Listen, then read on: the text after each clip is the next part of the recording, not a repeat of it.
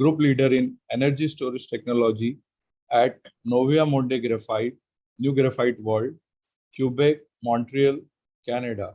Over the past 21 years, he has conducted leading research on materials for energy storage, materials processing, and characterization, nanotechnology, energy and environment, and the development of in situ techniques for energy storage, renewable technologies. Dr. Reddy has published 220 papers in various international journals. He has obtained an H index of 72 with over 18,500 citations. He received Outstanding Science Mentorship Award, Inspiring Research Mentor Award, and 2021 Battery Materials Electrochemistry Award from the Electrochemical Society of India, ISC Bangalore, India. He has invited committee member in various international research proposals, PhD thesis examiner, and conference organizations, and visiting professor at various universities. May I now request you, sir, to address the gathering. Hello, sir, my voice is audible? Yes, sir. Very clear.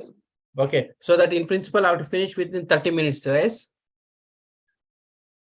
Yes, sir. Okay. So I'll put my timer on, make sure that other people can talk, okay? 20 minutes, sir, you have, and 10-minute question answer session we have. Okay, then fine, okay. So once again, and then I'll go a little bit quickly so that I, since the conference, like our team shows that is very interesting. In fact, yesterday also you will heard a different type of topics. Today, although not related to really 100% related to the water technology, now I'm going to discuss about how the transport material for transportation technology and the word is sustainability. I think that is very important, irrespective of if you do any type of either solar or any type of sustainability is very important. In the sense at the end, always the point is that we make sure that you recycle them, reuse them. I think that is very important. And another way is that as the chairman suggested, always we have to use, and sometimes I know that they especially renewable are always the cost expensive. Like for example, batteries are expensive, and also there's a consequence car price is also going to be rising because of recycling, etc. That's why, although in some other way you have to reduce our cost and at least adopt it. Suppose you buy electric vehicles, so that is the way you have to manage somehow. That is very important. And always it is very important after finishing that your batteries, make sure that don't throw, make sure that you have to recycle them in a proper way. So that is very important. If we don't do like that way, again we are making the what they call as a lot of environmental impact. So that is especially these materials are a little bit toxic, and that will go to the ecosystem, including especially the water, groundwater. It will especially there's a lot of like chemicals is not really good for the water, and that will lead to again health issues, especially for long term, etc. So presently based in Quebec, so this is about French English speaking colony. In addition to other beautiful seasons, we can see some extreme low temperature. Again here, the importance of civil engineering. You can see that construction technology we have to plan it is entirely different when compared to the India. So this is my outline of presentations. Quickly, I'll go through. So there are some small collaborations. Maybe today I'm focusing some importance of the materials, for example, lithium batteries, or especially for energy storage, or some other materials for especially how the material characterization is technique is very important. For example, if you talk about civil engineers doing research in this particular area. So now I think the materials are known from the long time. It is not like starting from stone, copper, iron, and rubber. Especially silicon age is one of the important age. For example, now if you want to talk, then especially because of advancement of computer and hardware technology, that will lead to the revolutionize the things, and then that's why our life is also that's why we are enjoying. That's why as a consequence, again nowadays people are looking for the fast internet connection, etc. Again, the composite material. For example, people talking about the lightweight materials, and functional material is very important. For example, you see this will play an important role in the energy, water, and healthcare technology. So that's why nanotech, that's why if you see any word, a lot of interesting things is also happening, because for example, you see the material for water purifications or biology and few different type of the application, including energy storage, etc. And molecular age. future we always call as the intelligent and low carbon age material. So whatever the way, idea is that we have to reduce the CO2 emission. So that is the main objective. Future, whatever the way do, at least the main thing is that at least you do this research irrespective. So we have to reduce the CO2. So again, I think quickly I'll tell that this is an industrial revolution. As you can see, this 18th century, 20th, and then from today, industry 4.0, we can see there is a huge, what they call it, there is a lot of tremendous advancement in the industrial revolutions. And nowadays, I think now all are automated by cyber-based physical system. Again, you can see the importance of the technology. Now, again, I mentioned the materials will play an important role in the area of energy, environmental care. Again, the materials we broadly classified based on the industrial applications. Again, if you talk about the based on the utility, especially building material, construction means here the wood, sand, concrete, granite, again with the phase change materials. As you can see, again, it will, for example, construction technology, it will vary between India or here in Canada, sometimes extreme low temperature, they have to plan the construction technology means here some insulation technology is very important because the extreme low temperature has to withstand. Again, electronic materials, some semi-solid state material, explosive engineering, for example, iron superalloys also very important. For example, people are constructing some fancy or high expensive building, they want lightweight materials or aerospace or any other type of the applications, especially.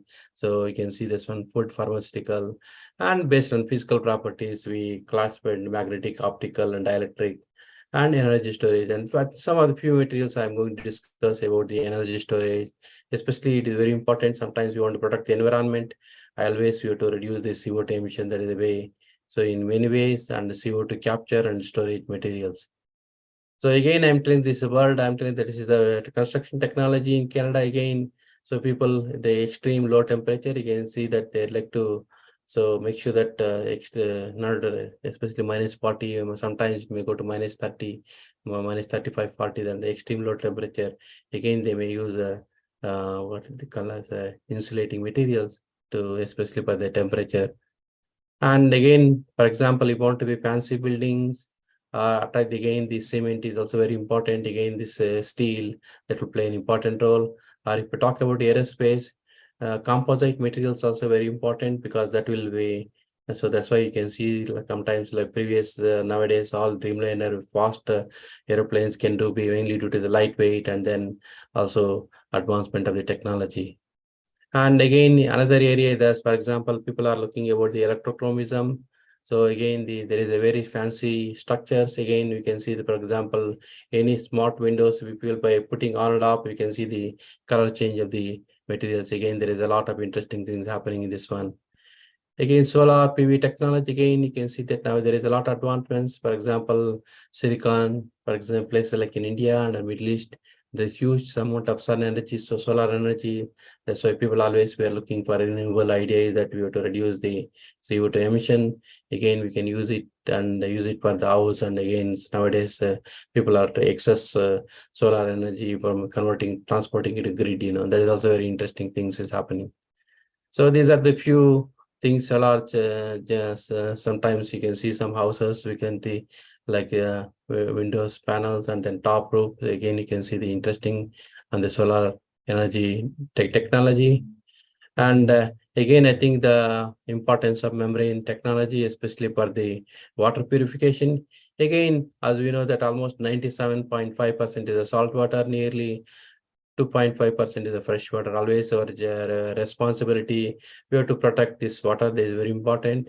I think as you can see, nearly 2 to 4 liters needed, and most like I think you can see that nowadays due to water. I'm talking about almost the old data collected from almost 3.6 millions of people die a year due to the water-related disease. Sometimes that's why people there is a water contamination, or sometimes the metals into the water. Sometimes that's why always is very important. Clean water is very important for especially all people. So that's why water. That's why this conference. In fact, my next speaker are talking about mainly focusing on this. What is the importance of the water technology and especially for sustainability, sustainable living, etc. And again, another area, solar for water splitting, the photocatalytic materials. Again, you can see that there is a huge amount of the water, then they want to split that one. So idea is that we can get the renewable energy.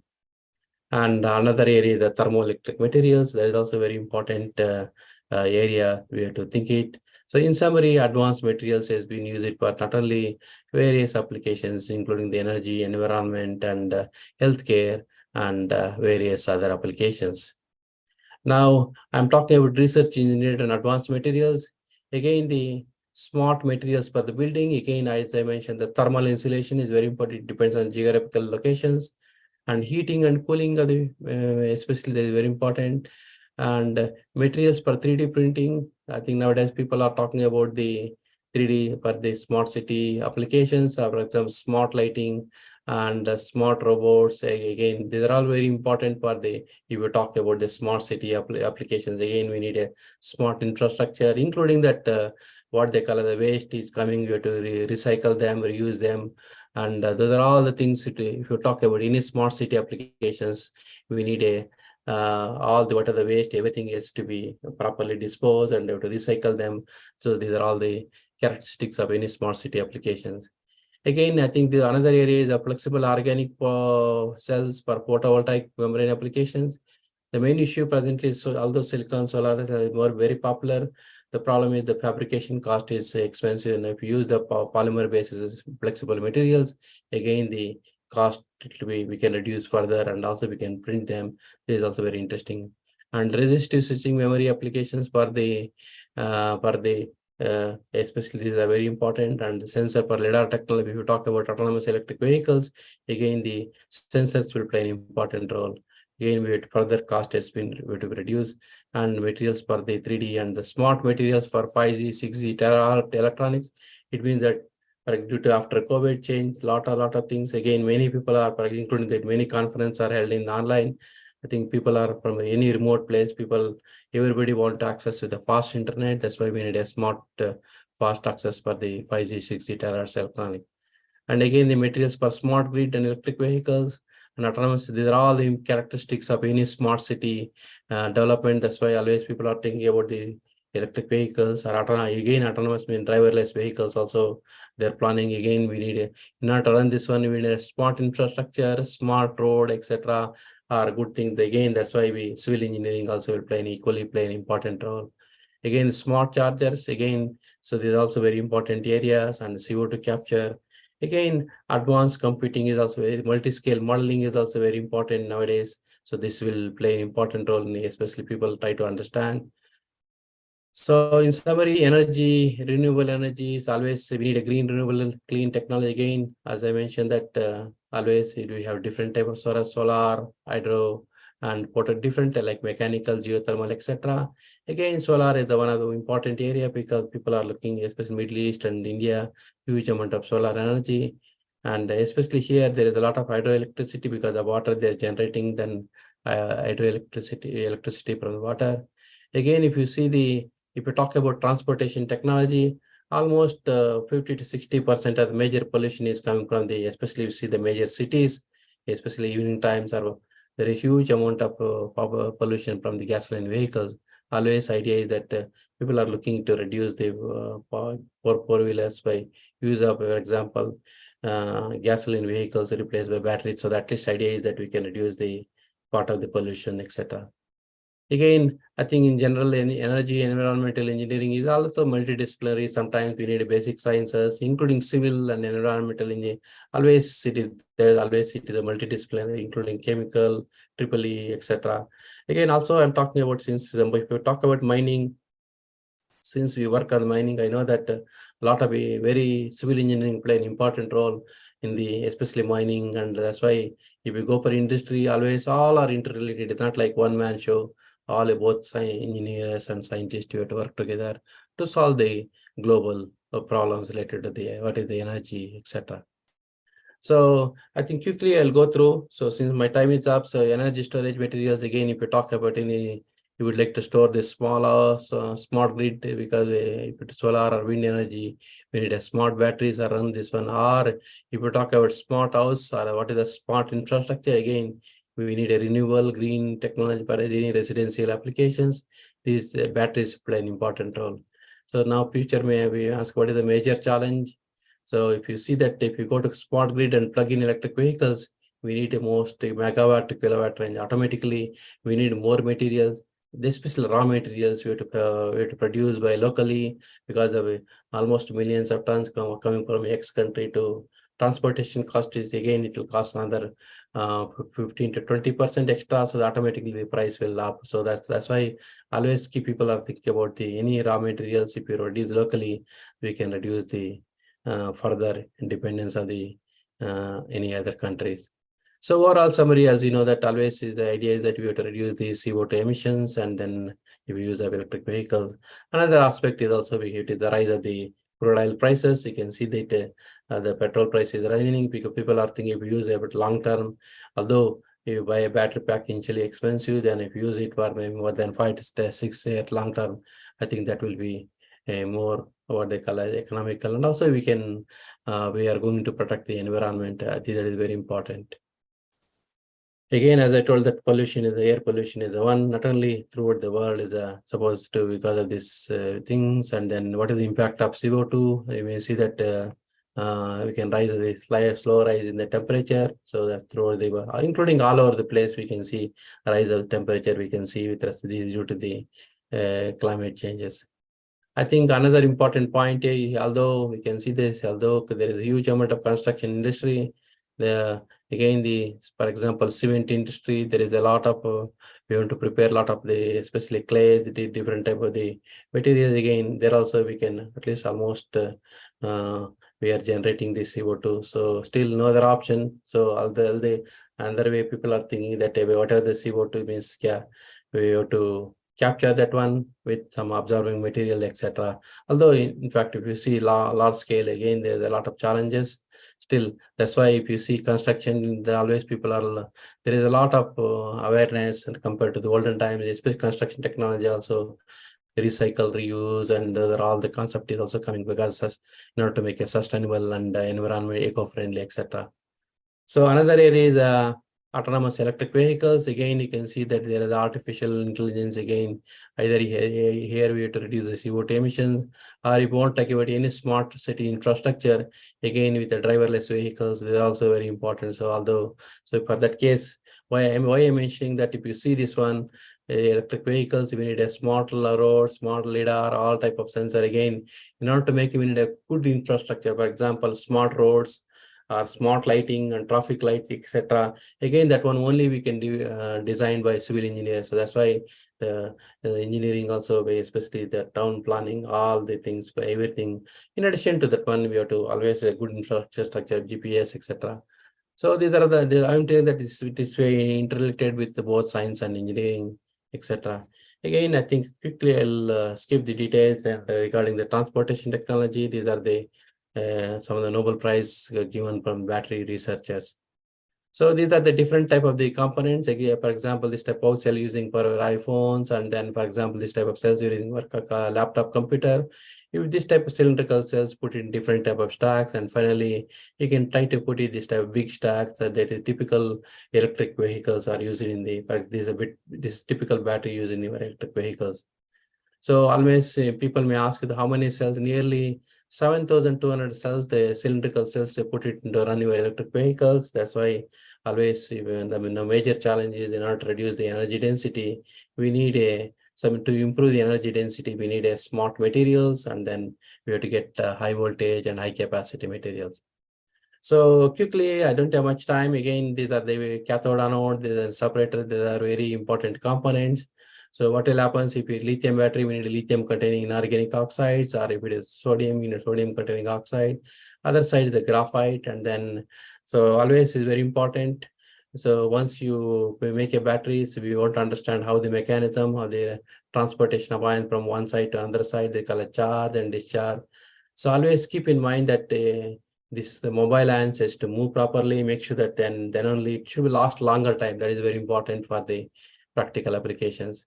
In summary, we have to look for high energy density, adapt the climate condition, long cycle life, coulombic efficiency, Fast charging is also very important. People are looking for, we can do with the 5 minutes, 3 minute chargers also. We have the problem is because of diffusion limitations, always people can keep in terms of the smart chargers, the lower things, etc.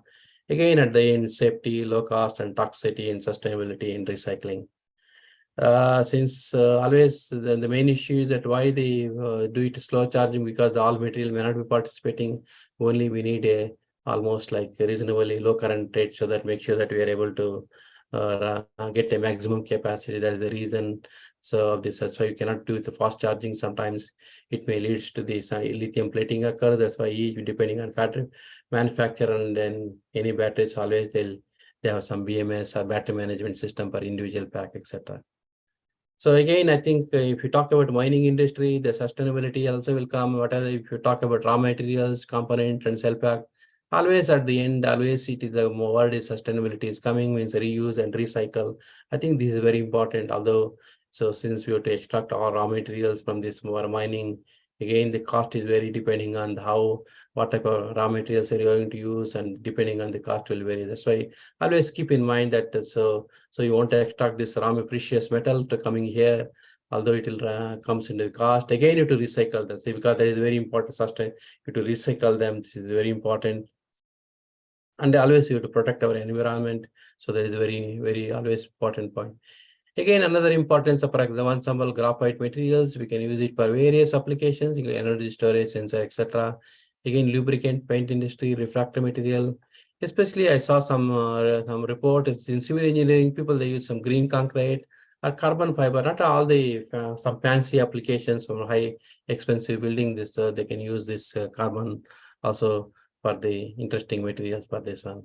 I think I don't have much time to discuss. So I thought of quickly I'll do a lot of materials. I think we are there and we have to characterize them. Among them, X-ray is also very useful. If you are a civil engineer, make sure that what type of, for example, so this type of this technique is very useful. Suppose you would like to understand the what type of phases, either amorphous or polycrystalline phases, we can see. These are typical, for example, you can see any civil cement, it contains mixture of phases.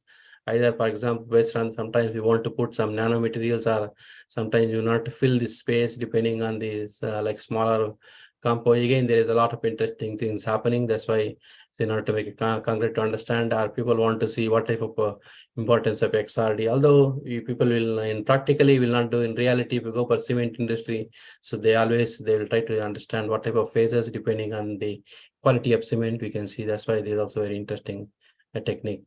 I think I don't have much time to quickly. These are the various important raw material. For example, both cathode and anode materials for the electric vehicles, and then at least you can do very in laboratory in a small scale. You can do, or you do it in a, for example, automated system. Make sure that you are able to do everything is automation is possible nowadays. So only you need a large investment on this one.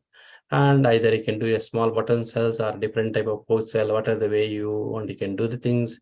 And typically it's very important always to look in the voltage, and then difference between charge discharge potential is also very important. I think my time is up. I'll go through some other, since I don't have much time, since initially I thought it's 40 minutes. So overall, again, the materials, for example, you see automobile sensors, again, the materials play an important role in the, especially if we want to protect the environment, again, the sensing technology. So quickly, I think another area is the battery electric transportation, because although sometimes the safety is a major issue, either sometimes it is due to cathode anode or sometimes fast charging. Always keep in mind that so what are the safety limit. So it is a very complex, as you can see that thermal, a lot of engineering aspect is also there, although much on the civil engineering. Still, if you go for real device, there is mechanical and electrical engineering will play an important role in this particular area. So what I'm quick word, I'm telling that make sure that we buy a battery pack, make sure that you can try to restrict the voltage, what are the, so don't exceed the limit. So if there is a problem, so slowly oxygen will release. Sometimes it may catch fire. So that's why keeping this, these are the in situ technique. I think word another maybe 1 or 2 minutes, I can just ending saying that sustainability is very important. Whatever the research you do, these are theme of the conference. So always respect to do anything, any type of things, always you to recycle them. But again, the battery always it is a during mining, all the things you have to extract them. That is very important. So people may ask you that nearly 11 million metric tons of the spent batteries discarded by 2030, and also almost like if we don't solve this on environmental impact, you can see ecotoxicity and global, it leads to the what they call research and human healthcare. It means it's very important. For example, if it is the water contamination, for example, cobalt or some different type of elements, it will go into soil or water.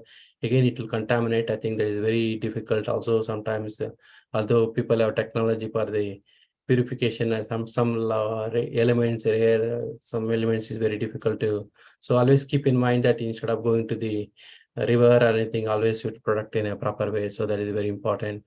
And again, as you told that sometimes the HF is toxic and etc. So quickly, I'll tell that maybe instead of taking some conclusions, always is very important as a researcher.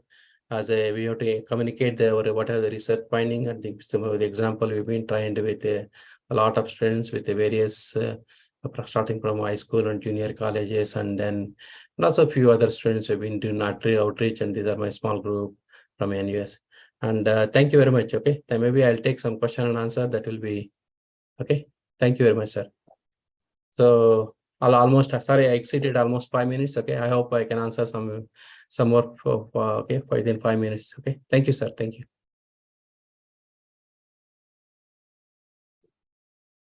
Thank you very much, Dr. Vaibhav.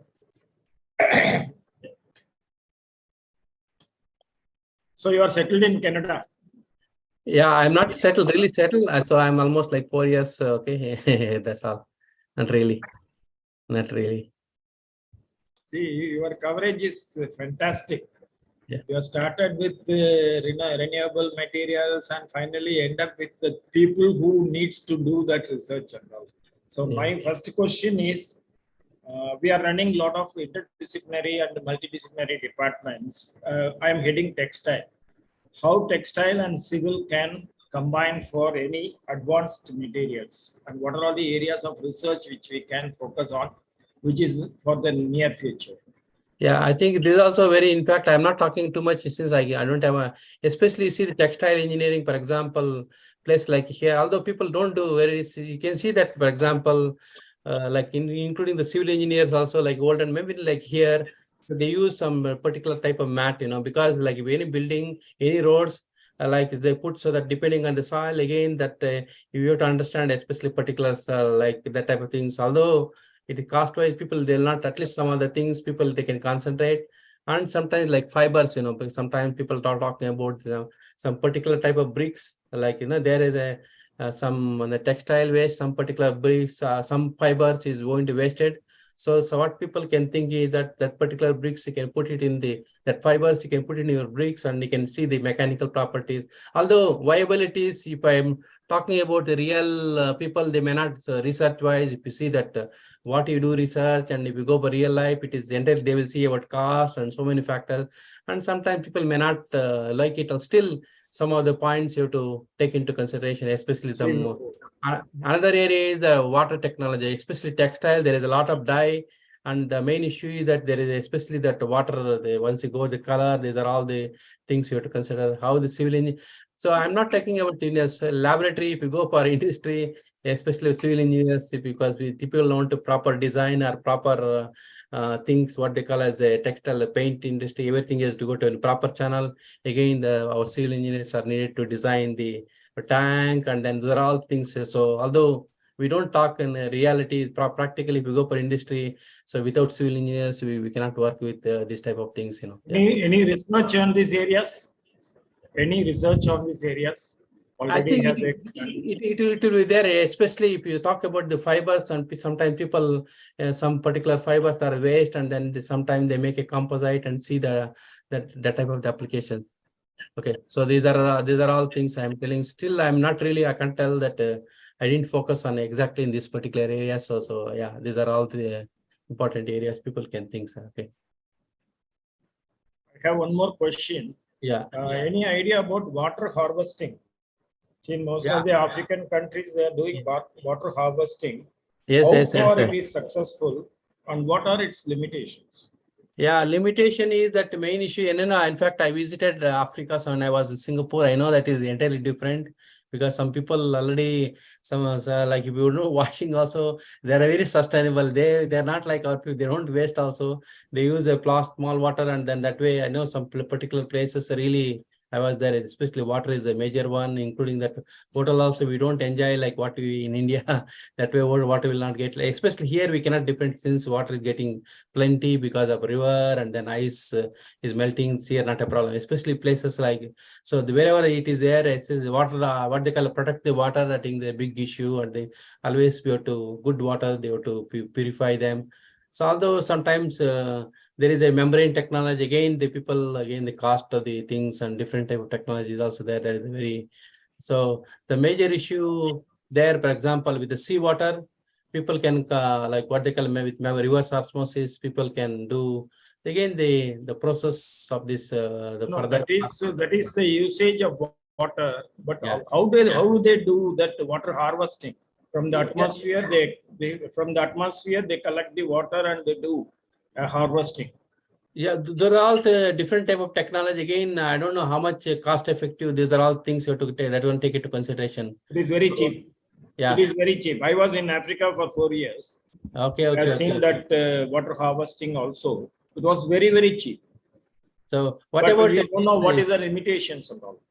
yeah. Okay. So these are all the, and also maybe another one is seawater. Seawater, you can purify them in the really good. Only thing is that again, salt you have to, all this one you have to take into And consideration. one more question is how this ozone layer, Yeah. what is its impact on the renewable energy? Oh, Ozone layer. I Because think that most was of the African countries, the layer is very less. Yeah. Ozone Yes, layer. and also it depends on where is the, for example, place like where is the geometry, like Singapore, too much extreme temperature, like where they are the, so these are all the things it will, especially, so that again due to the pollution, all this, they're telling the ozone layer depletions as a consequence, UV, these are all things, especially here also, that's why sometimes we have to protect our skin with sunscreen and is a huge sunlight, these are all the things are there.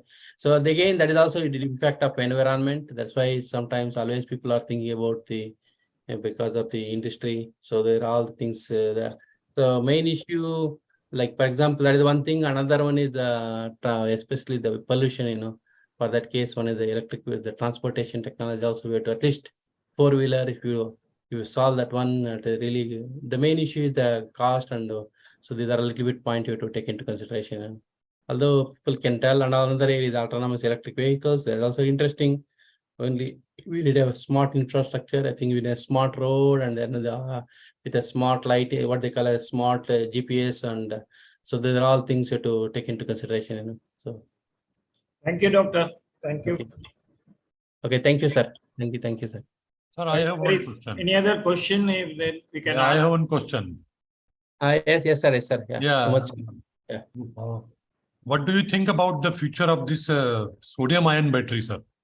Sir, again, I'm not talking the future because here lithium batteries also a lot of problems. Still now they have to solve. So in terms of energy density, if you talk about lithium versus sodium, so energy density was really good. So that's why now first top priority is the lithium. So that's why they are happy. So especially if you use the sodium battery, again, if you know sodium, you can extract from seawater. Almost like to 15 to 20% of the cost we can reduce with the sodium battery. Some issues because the sodium containing the material issue.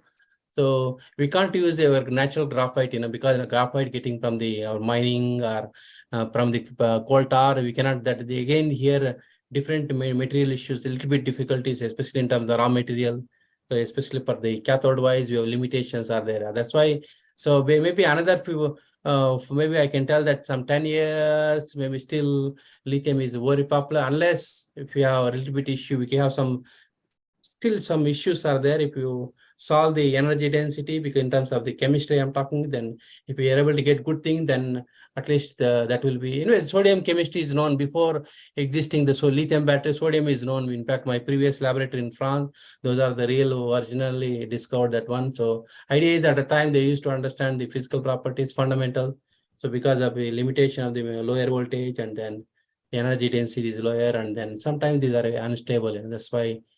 So lithium is popular because of the, just in terms of material one. Still, so still we have some example again. Sometimes The small research is fine. If you talk about, for example, graphite, people want nearly 500 tons of so much of many materials are needed. Then raw material is available, maybe purified easily, make sure that they are not able to do second processing, etc. So there is a lot of challenges in terms of the mining and or anything. It's not a small quantity, because I know that we need a megawatt to kilowatt range. We need a lot of material. So that's why the main issue is the raw material locally we have to produce. So these are all things we take into consideration, sir.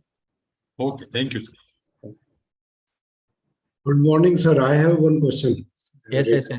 Yes, sir. Thank you very much for your informative and knowledgeable lecture, sir. I am asking, in Canada, what type of renewable energy source you are using? Because as you told, the temperature there -20, -40. Yeah. So how much time you are getting the Yeah. solar energy? If Yeah. it is not available, then what type of renewable energy source you are using in Canada? Yeah. Actually, here mainly solar is not much popular, because only they can do the small lighting, then only for demonstration. Mainly the hydroelectricity, because sometimes this ice. So what they'll do is that they collect a lot of water in the dams, and then again during the, especially now, this all ice is melting, and then it collected in the dam. So that way, when is the winter extreme low, then automatically the water, surface is already like in ice layer. Bottom there is huge tank that of water is going to be used as the hydroelectricity. Mainly, especially here, the hydroelectricity is a major source. Yeah. Thank you, sir. Thank you. Yeah, there is no further question. Moderator can take over. Thank you, sir, for your session, sir. Now I feel privileged to introduce our speaker, Dr. G. Janardhanan. Dr. G. Janardhanan Ganga Tulsi is a professor of Civil and Environmental Engineering, head of Center for Academic Studies and Research at the National Institute of Technical Teachers Training and Research, Chennai. He has completed his PhD from the Indian Institute of Roorkee. His area of expertise is wind effects on RC buildings, finite element modeling, vibration monitoring on RC structure elements, and artificial intelligence. Dr. Janardhanan has over 20 years of research, teaching, and consulting experience within the broad field of civil, environmental engineering, and engineering education. He has published around 45 research articles in international and the national journals and conferences. He has been granted patent by Government of India towards manufacturing artificial aggregate from West. Dr. Janardhan has coordinated more than 23 international training programs and trained around 400 international delegates from 68 different countries across the globe. Dr. Janardhan has received awards like Special Prize Award by UNESCO IOE, Leadership Course Fellowship Award by Singapore Cooperation Program, Young Engineer Award by Institute of Engineers India. May I now request you, sir, to address the gathering.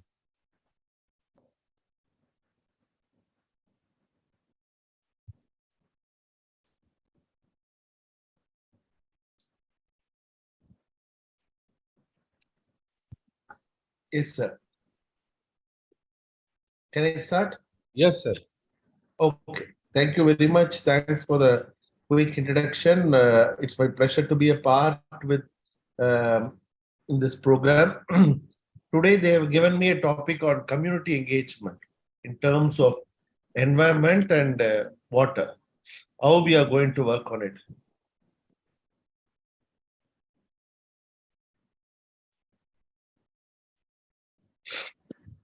So the community engagement, how we are going to work on it, and just I will share my slide. Share the screen. Okay. I hope the screen is visible.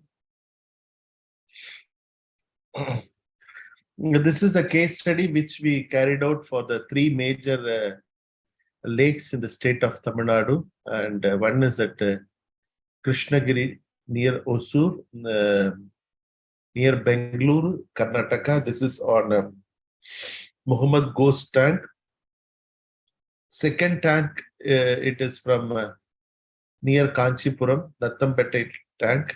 The third is Pandaravedu, near Andhra border. This is also a lake near Tirthani.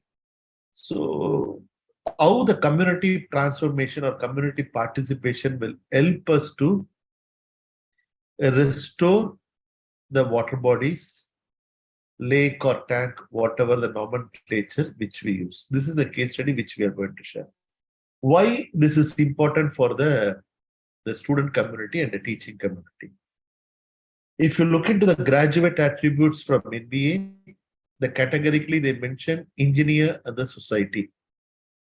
The first 5 graduate attributes revolves around developing your skill set on the technical expertise of your enrollment.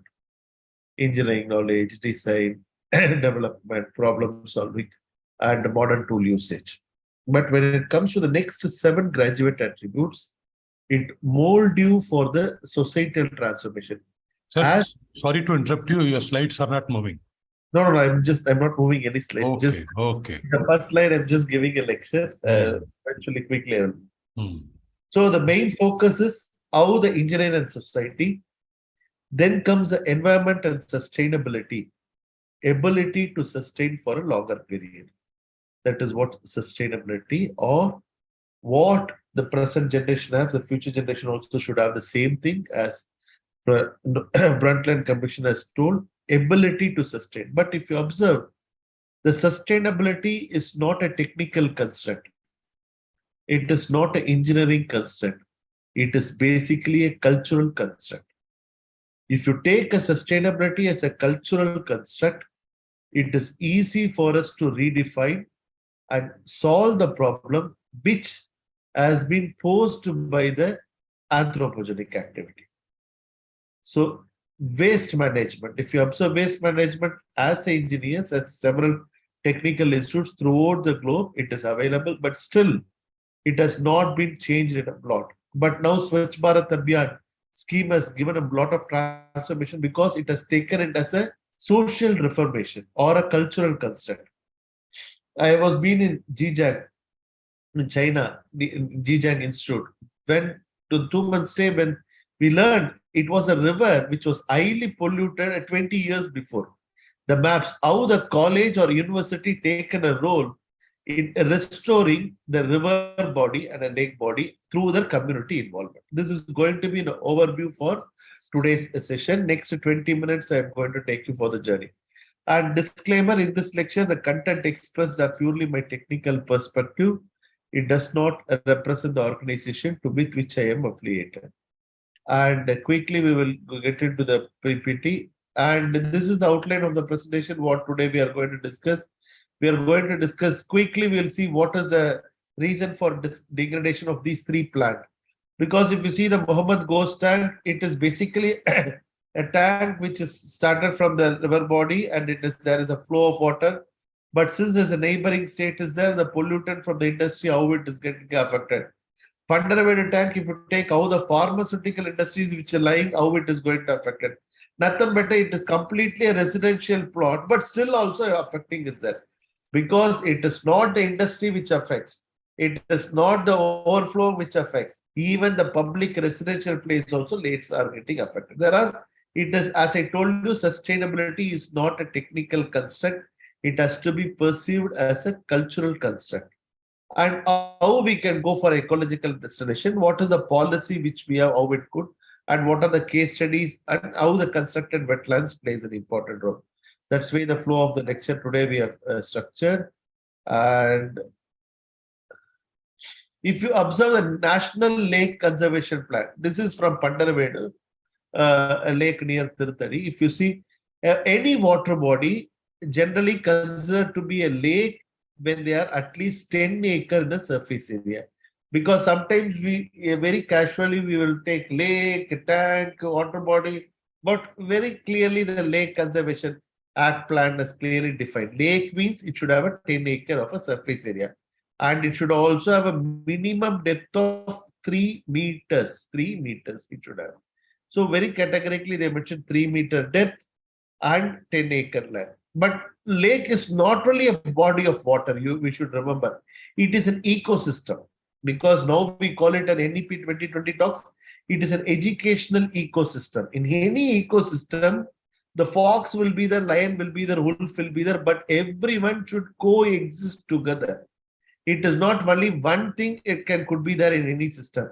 It is an ecosystem. It is a highly heterogeneous mix, and each mix has to know the limitation and boundaries, and accordingly they have to coexist to promote the sustainability in the nature.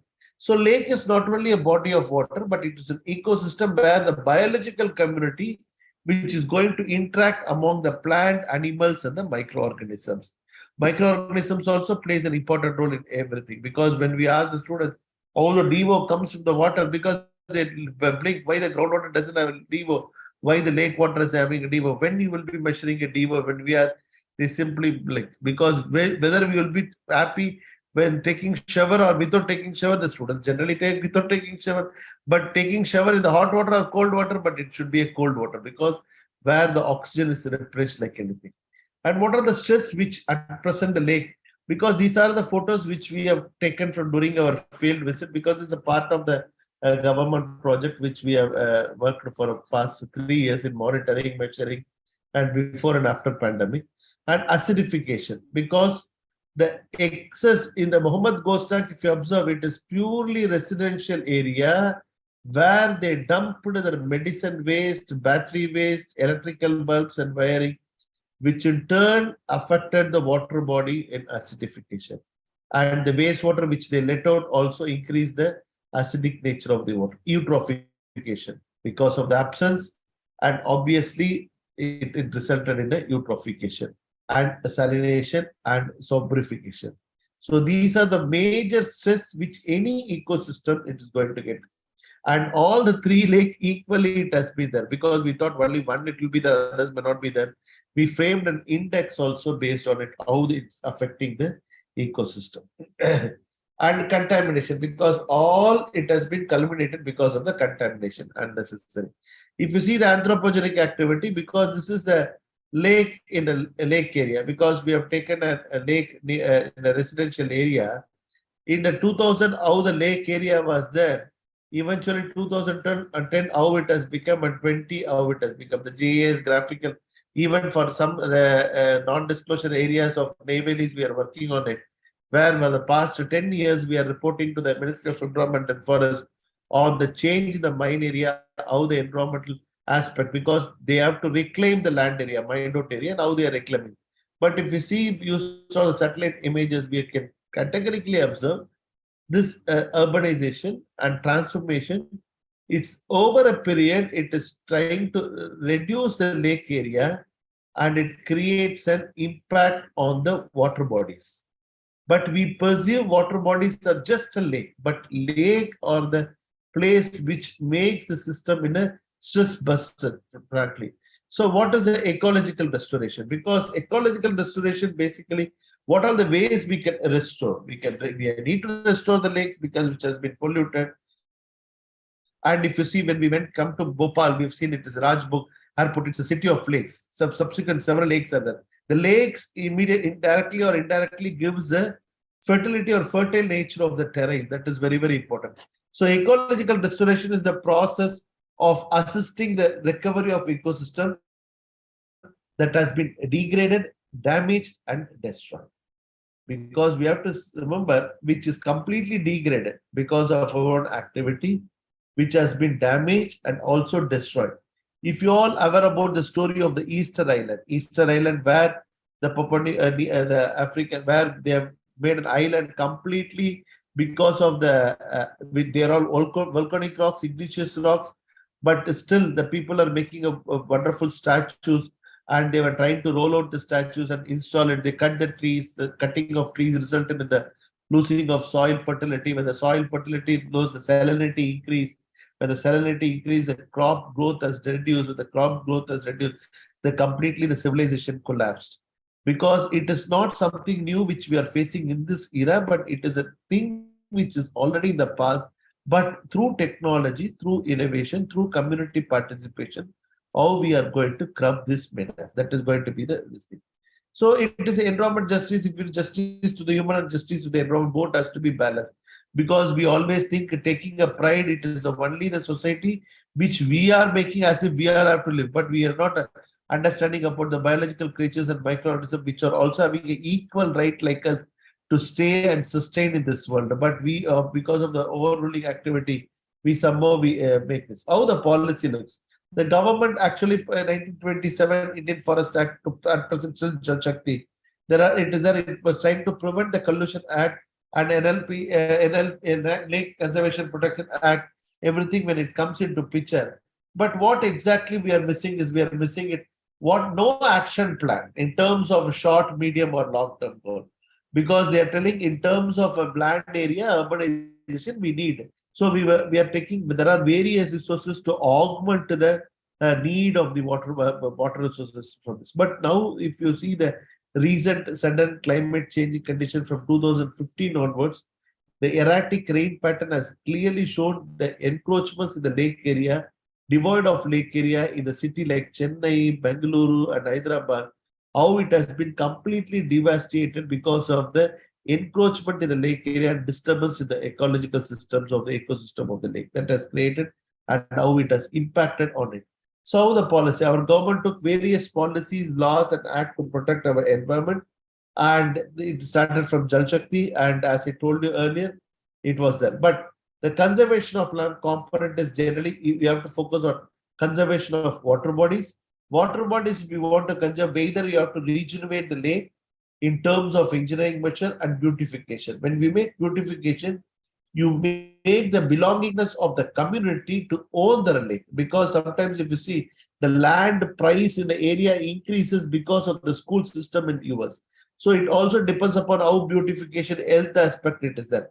When we want to conserve the water body, we also have to engineer, infrastructure engineer or civil engineer. We need to think about making a lakefront development as one of the things. In the smart city case study in Coimbatore, when we the lake has been completely regenerated in terms of a cycle track, in terms of a yoga place, and in terms of a walking path, in terms of which completely changed the pattern of the people who are living, and in and around area, in turn, it started getting a increase in the land price. So in terms of lakefront development, in two places we have recommended this. One is a boating facility, rentable stalls and theme park with joyride and restaurants, and a kids play area. So the conservation of lake, basically presuming it take two components. One, conserve the water body. If you want to conserve the water body, either you have to make a catchment and you have to in turn make it a lakefront development. When you make a lakefront development, as an engineer, we are making materials which are sustainable in nature, which is not going to in turn pollute. At the same time, it is also going to replenish the groundwater. Infiltration of the water bodies are going to take place. It is not going to be impermeable. It is going to be a permeable where the water permeates and it also replenishes the groundwater table. That is going to be the condition which we are going to work on it.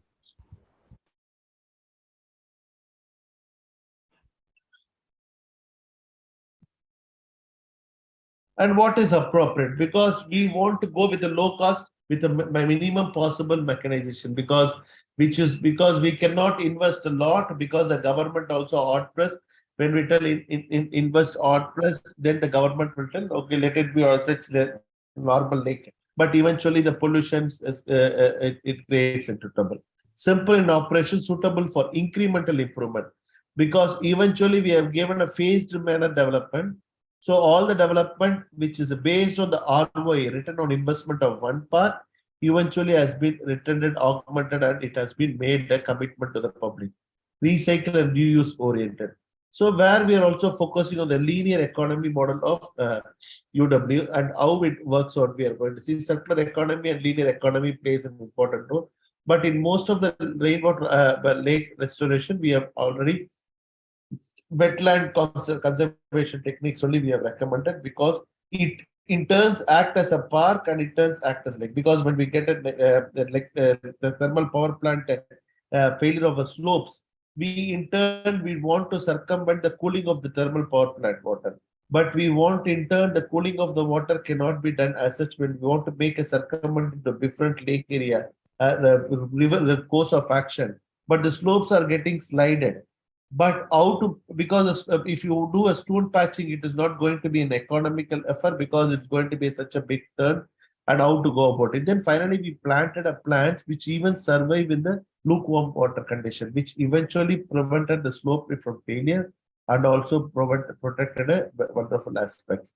So first case study is a Muhammad Ghosh tank. It is one of the big tank which is near the Krishnagiri. It is located 3 kilometers away from the Krishnagiri town. We as a system tank, because water spread area is 29 hectares and the capacity of the tank is 15 MMCT, and internal Karim Sabik tank and Krishnagiri Dam are they are giving, and they are doing Krishnagiri Dam with the water which has been stored from Bangalore and other regions which is coming in turn, which is a polluted water which is getting affected. It is creating a trouble. That was a problem which has been given to us. And outlet is Timapuram tank, because from Karim Sabik tap and Timapuram tank it is going to, and catchment area of 145 square kilometers. Complete catchment there. The sluice gates are 2 and 1 surplus weir at length of. So what are the one is completely dumping of the solid waste in few locations, which we have seen the public has no concern or care, and even the construction demolition. This is the from the tank, Karimsa tank, it's enter into the moment. The mouth of the entry of the tank has been completely dumped with the solid waste by the community which was there, because they are doing and they are not taking, they are thinking water body, it is a big, because they don't have a dumping yard, and the corporation and the municipality also not taken into consideration. And they are thinking finally from the lake water tank, because the water is not coming continuously, the water reduced. They were taking the water in the pipe, which is very casual be given. And salination is also one. This is the Muhammad Ghosh tank. And this is the Devasamudram, and this is the inlet which is comes and it goes to the outlet. And the park, this is a park which we are trying to make it, and sewage and the channels we are trying to promote it, and which we recommended, because the channels were there, and the channels which were there, which we recommended, it completely carried the sewage treatment water rather than the lake water. The public completely on the sides, they let out the domestic sewage as such coolly in the water taking channel, which the authorities have never taken any action, because which eventually we made a complete target. So these are the inlet, as I told you, it has been more completely dumped with the waste, and the channels have been dropped, and the sewage has been the problem. This was the, and the morphological lake, when changes we have observed how it is there from different era, from for the past 15 years at different stages of, also we have observed the morphological changes. When we observed morphological changes,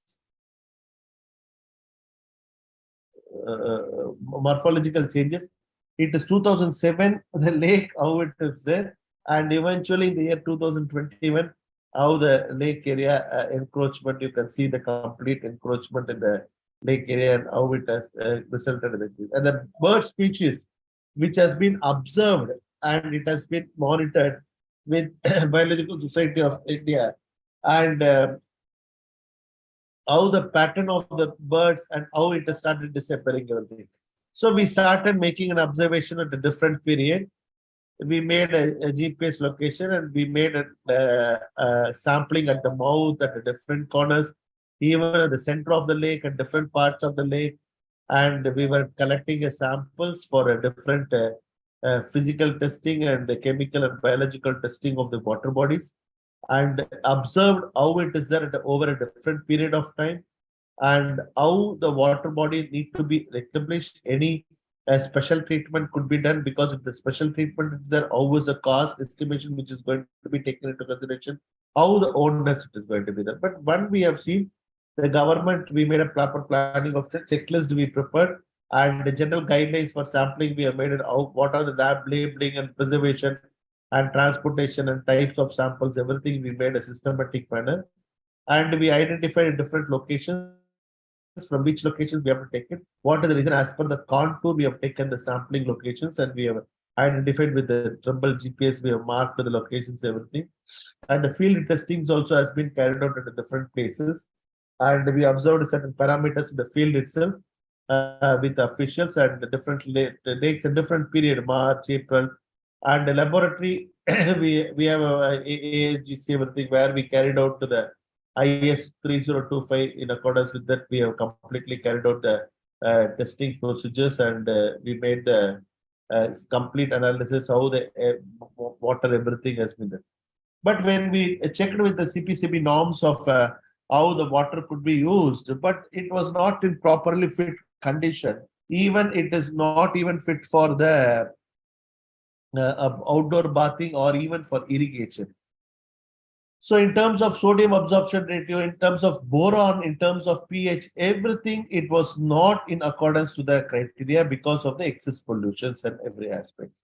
So we have looked into the catchment from what are the areas which the water is coming to the Muhammad Ghost tank and how we are going to. So what are the alternatives which we have to have a low cost, but we have to have a reliable and robust mechanism where long-term performance also need to be there. Because one of the case in Ulal River, in Netravati and Guru Parampara River, when it is confluence, where I have had a chance to work on it, where the pollution from the because of the fish oil industries, how it is affected from the court. I have been nominated by the Karnataka for the expert. So when we visited, we have seen. But the systems have been developed, even though it is a low cost, but it is not long-term performance was not there. Because of the maintenance and other issues they were facing it. That was the big problem which were there. So conventional treatment problems always creating a problem, but how far the solution is sustainable? That is a big question mark which we had, because it is not going to be a one-time solution. It has to be focused on a sustainability aspect. Sorry, I'll quickly finish it. And the wetland, constructed wetland, we presumed it was one of the good reliable technique to carry out the activity for which we have prepared and artificially created a man-made wetland. We wanted to do it. How it is going to create this thing, artificial, how it is going to create activity and how it created an impact we were trying to study because that aspect, how it created a value system and what are the aspects which it really played an important role also we were seeing. And it is natural process, microbial communities where in terms of controlled environment we made and the different types of classification, free floating or emerged or free water surface flow, sand or interpreted, depending upon the type, we surface flow constructed wetland have been identified because the sewage which is getting connected from the different locations, which will be passed through this wetland before entering into the lake. And in turn, the periodic treatment has been made and which the responsibility of the individuals have been made and from plants which we suggested for them to plant it in terms of so we have identified how much area is required, hydraulic retention rate, what plant we are going to do. So we use the first order plug flow kinetic based method and what is a efficient removal method and hydraulic design theory also we have used. So these are many households are there, each household what many people and what is the demand and effluent, how it is going to be there. Finally, we have decided these many plants of Canna indica of 30 plants per square meter, and this is the area required and HRT, hydraulic retention tank. So this is a lake area where we suggested them to construct it, and this eventually the lake which is there, the boating and others area we have recommended, so that in turn the revenue which is going to get generated from because of the community participation, how it is help to restore the lake and also protect the area, not only by planting the for constructed wetland, but other items which is going to be an herbal treatment for them during the walking path. So as a community development, we gave aeration, complete boating and what sort of constructed wetland and even ceremonial ground, desilting area and native plants, because we are suggested them to go for a native plant because Karivelam plant because it takes less water instead of the invasive species, and a walkway and a water treatment, completely sampling, everything has been recommended in from an infrastructure perspective. And it is not only we have suggested, but we also made them to implement, and we made the in and around village own the responsibility for this tank because they're the place and they have to this thing. They are the people who owns the responsibility. So we thought this is the existing revenue. We made it from after So around 34 lakhs per year, this lake at present makes 2022 when we did. So now we charging entry fee and parking for two-wheeler and four-wheeler in terms of boating, in terms of fishing. And we made streamlined the fishing options and weekend day how the revenue generates, and per year approximately 30 to 40 lakhs it comes. And this revenue by Society Act, they are the people who own the association, the local body, they are taking care of it. And in turn, the government is using this for the restoration and maintenance of the lake. And they made a self-sustained lakes, and the government doesn't need to provide anything. The revenue what they generated, they made a model and which will be used for maintenance and etc. And this has been by the in and around village, 16 villages which are there. So basically we observed the same manner in Pandaravadi tank, but it was a pharmaceutical waste which was a chemical board. And Attambette, we made a wonderful theme park and everything. That is a different story because of a 20-minute time constraint. I'm just skipping with one case study. And basically no water is a wastewater, it is a used water. So if it is appropriately the treated water, because they don't have a proper wastewater treatment plant or connectivity, because we made the connectivity and how it has to be connected. And Swachh Bharat Abhiyan, each houses also have been provided with the toilets, that amount how it has been connected. So it is constructed wetland played an important role. So lovely thing which we have to learn from the water is adjust yourself in every situation and find your own way to flow. That is the only thing which we have to observe as a community. Because my question to the decision maker, whether we will win the race. Even when during my stay in US, I observed the community participation in terms of education, in terms of even policing, in terms of other, that played an important role. But somehow the community participation or community involvement in any decision making, it is not there in this. But if the community involvement is there in the decision making, most of the historical places or most of the lakes would be regenerated and restored, and the people will own the responsibility, the pride, and they will make it. Because since the community has not been involved, it is a no man island. Everyone takes into why we have to take it. But if you make the feeling and belonging, so it takes, but we are slow and steady. But it was already there. Already the temple tank, the people were having festival period, everything it was there. In terms of modernization, Dravidium and all policies and principles, somehow we got diluted and went away. Now we have to focus on decolonization of a curriculum, and we have to restore what the practice which we followed in the beginning, in the olden days. It is not we are going back to the olden era, but we are going back to the golden era, which makes us to read our roots, accordingly adopt it, so that the future will be defined appropriately. Because it's a cultural construct. So if you have any doubts, further come and unanswered question and resolve issues, you can ask. Thank you very much. You can always get connected. Then this is my number. Thank you very much. Thanks a lot.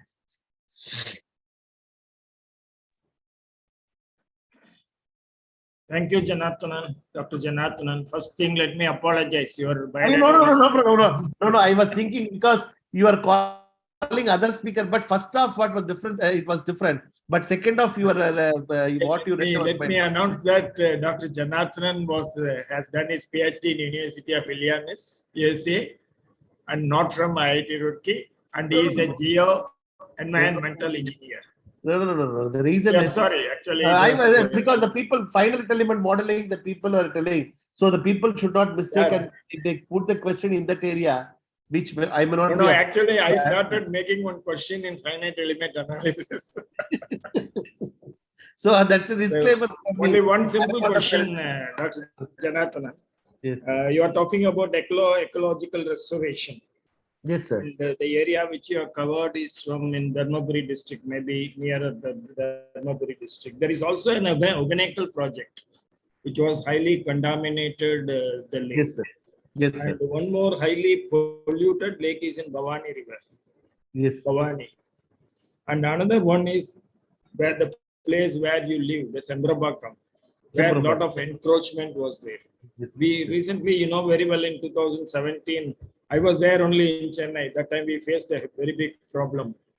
Okay. So these are all the areas. And see, mostly what we do is we started blaming the government for not reacting to the this one. But Yes. I will tell you an example. Indore happens to be the one of the cleanest city. Yes, sir. It was regarded as the cleanest city for the 5th time or 6th time. So that was purely because of the involvement of the public. Yes. Yeah, that involvement, how best we could create, because we do something, pollute something, destroy something, and find out a rectification for it, rather than educating the people. That was very much missing. Yes. So one, what do you call, as a public, I am telling you, and how our governmental people are going to do that, that we have to see. Thank you. It was a very, very beautiful presentation. Actually, I belong to Chennai also. So Okay, it was great, sir. very interesting, and I could see a lot of input from that. Thank you very much. If there is any other question, please.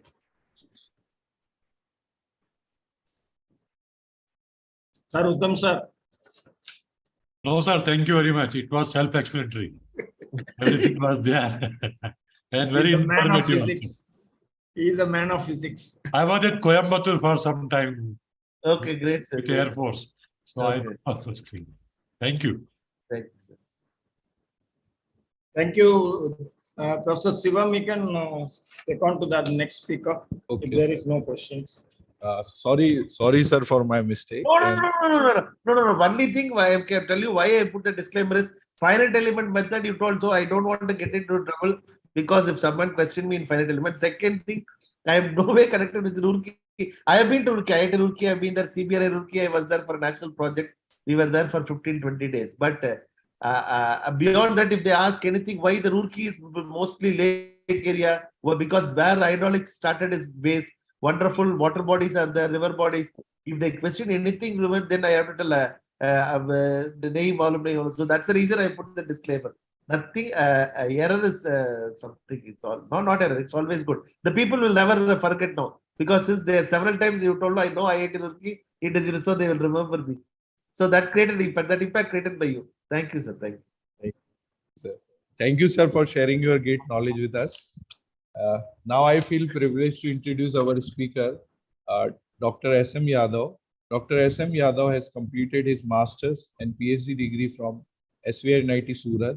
He is presently working as Professor of Water Resource Engineering in the Department of Civil Engineering at Sardar Vallabhbhai National Institute of Technology, Surat. His research area includes hydrology, hydraulics, hydroinformatics, sediment transport, groundwater recharge, and application of soft computing techniques.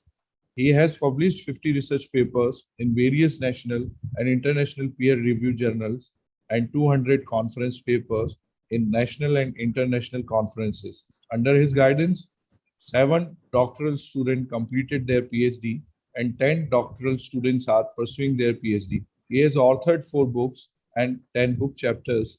He has been appointed as an expert member by Center Water Commission as a panel of member for the ADB project named Climate Change Adoption Guidelines for Coastal Protection and Management in India.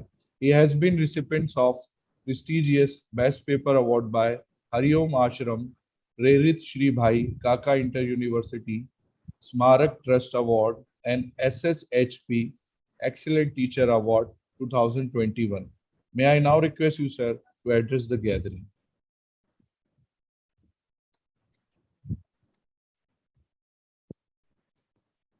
Good afternoon, everyone. Am I audible? Yes, sir. sir. Am I audible? Yes, sir. Yeah, you are audible. Yes, sir. Thank you. Thank you. The convener of this program, Dr. Anand Babu, co-convener, Sudhanshu Dubey, Mr. Vaibhav Singh, chairperson of this session, Dr. Sampath, and co-chair, Dr. Sharma, and all the participants. What I'm going to talk, probably you all are knowing what I'm going to present in this. However, though we are knowing that the rainwater can be harvested and it can become a sustainable approach for water resources management, many of us either not putting the efforts or not trying to do the rainwater harvesting the way in which the country needs. How can I change my slide? Okay. Yeah. So this is the slide. If anyone wants to cite it, they can cite this way.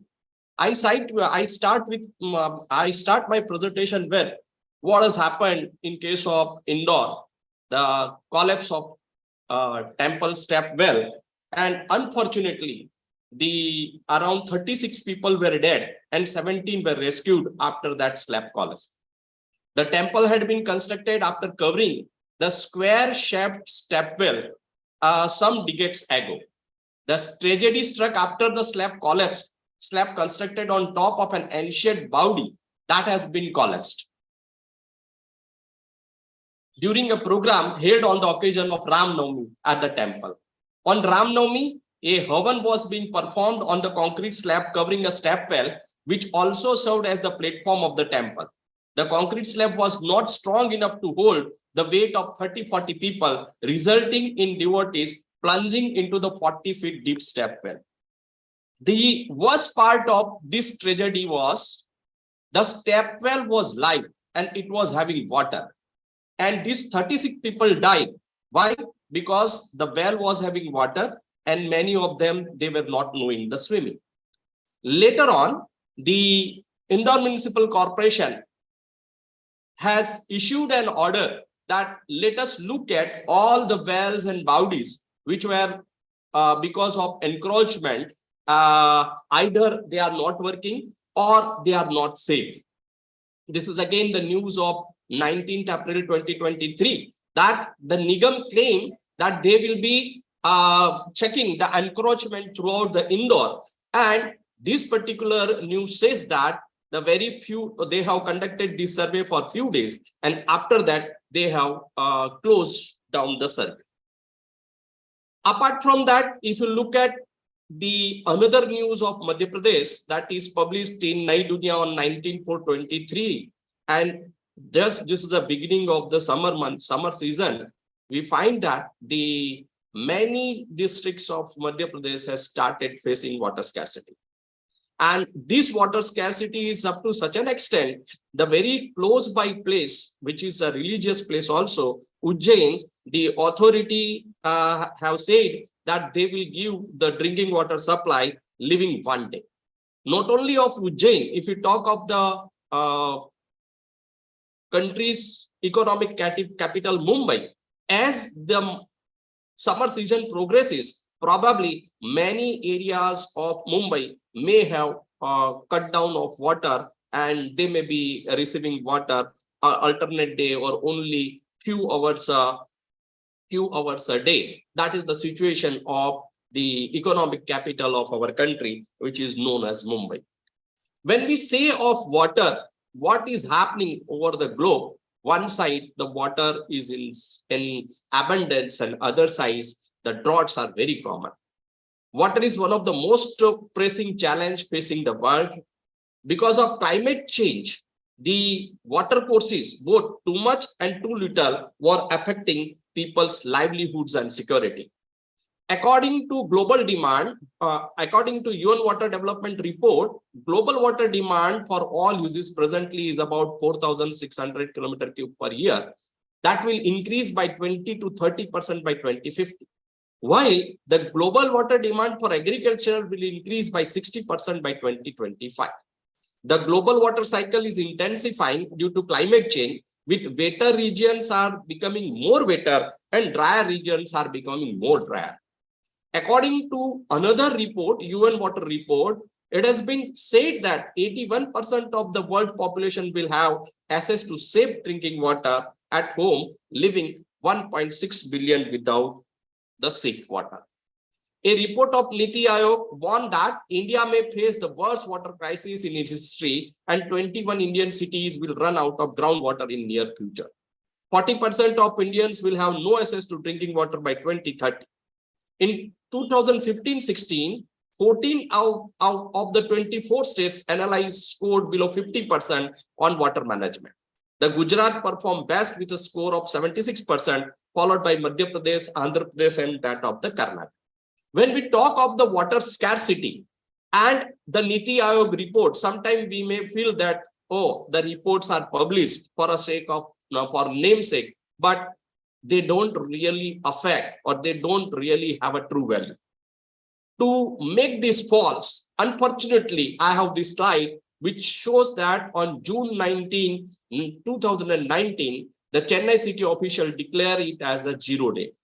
The 0 day means there is no water to supply to the citizens of the city.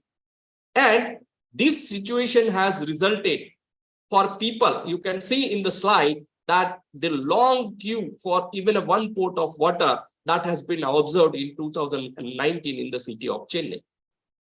The situation has arisen because the reservoirs which were feeding water to the Chennai city, they were almost dry because of consecutive deficient rainfall, particularly in 2017 and 2018. You can see the Google image of 2018 of the reservoir and 2019 of the reservoir, where very few water has been seen that is remained in the reservoir, and that has resulted into the 0 day condition.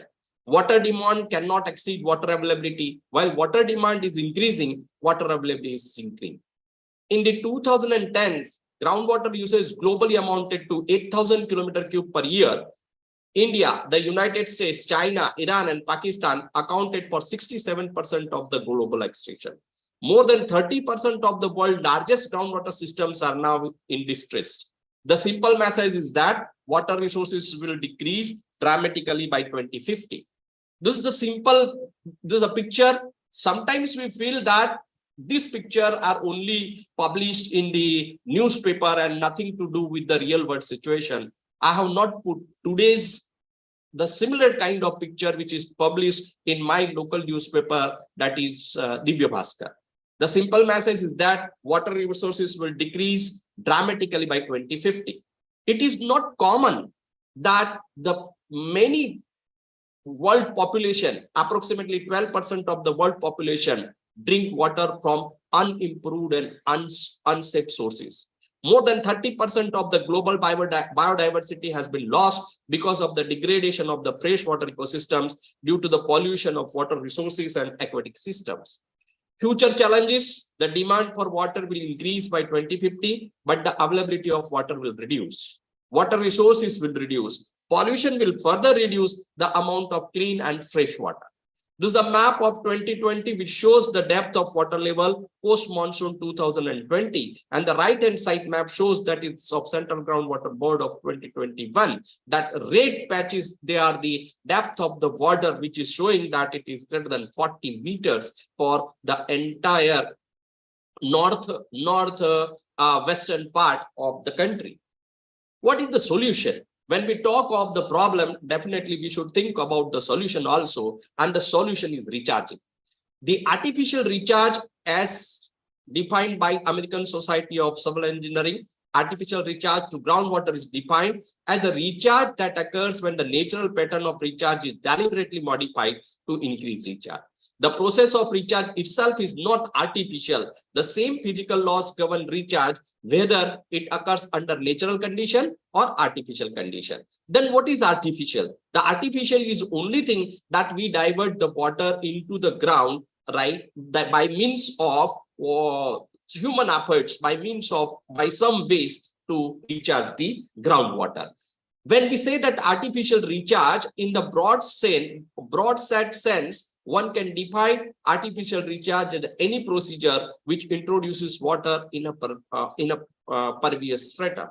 You can see on the right-hand side the picture which I have taken from Pani Foundation, which has done very good work in Vidarbha area of Maharashtra, which is considered to be drought-prone. And after 1 year, the situation was so worse that people and cattle have to migrate kilometers of land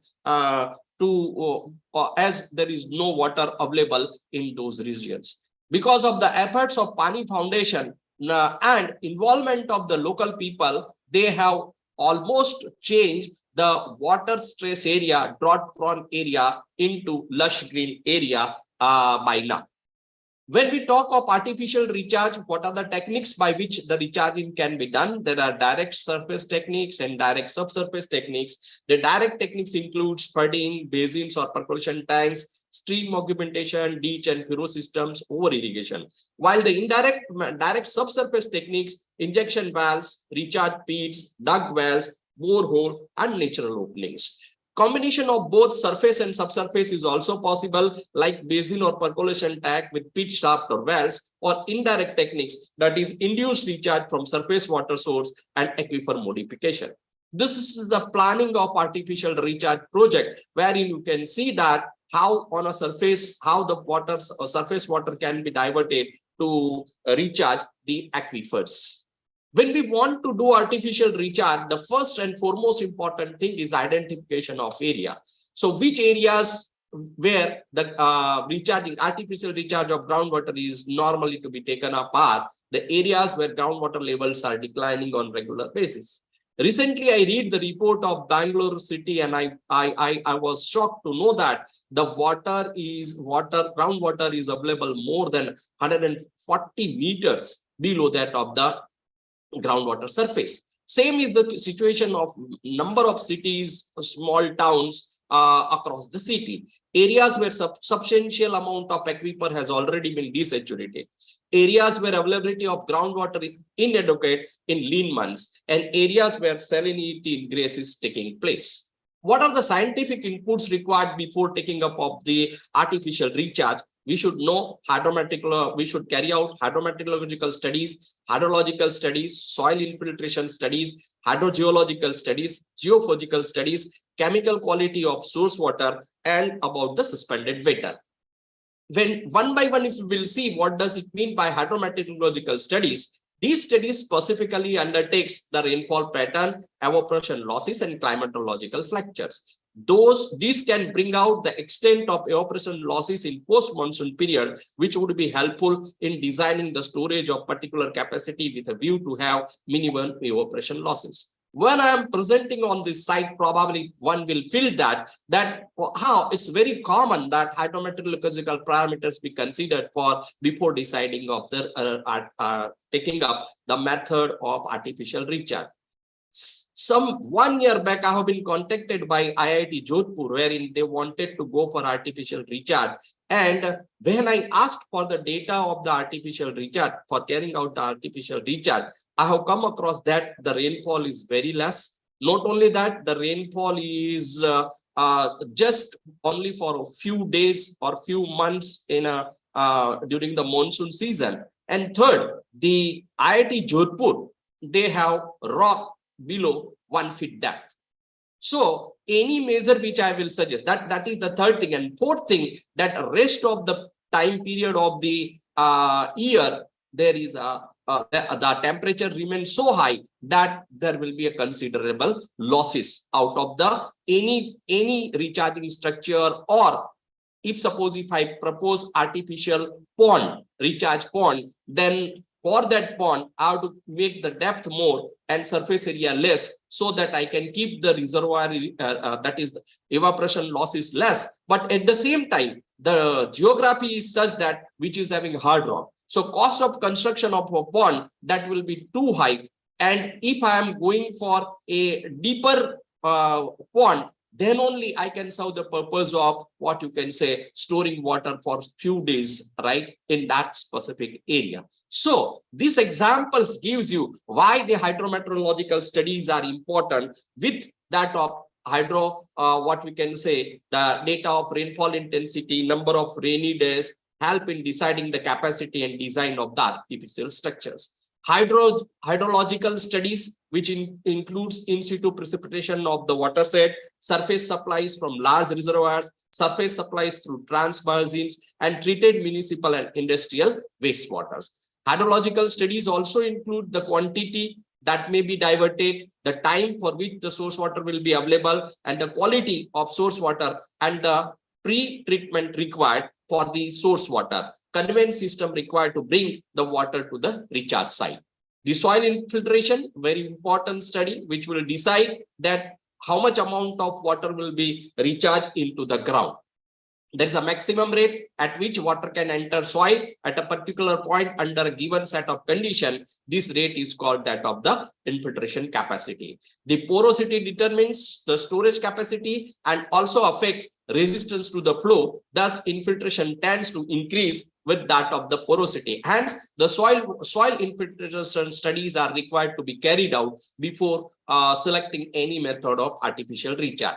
Hydrogeological studies, already I have explained, giving you example of IIT Jodhpur, where the rock is observed just below 1 feet depth, and hence which method of artificial recharge you will select, that all depends upon not only the geology of the soil, but geological strata, their geological age, boundaries, context of individual formation, and the structural expressions like strike, deep, faults, folds, fractures, intrusive bodies, etc.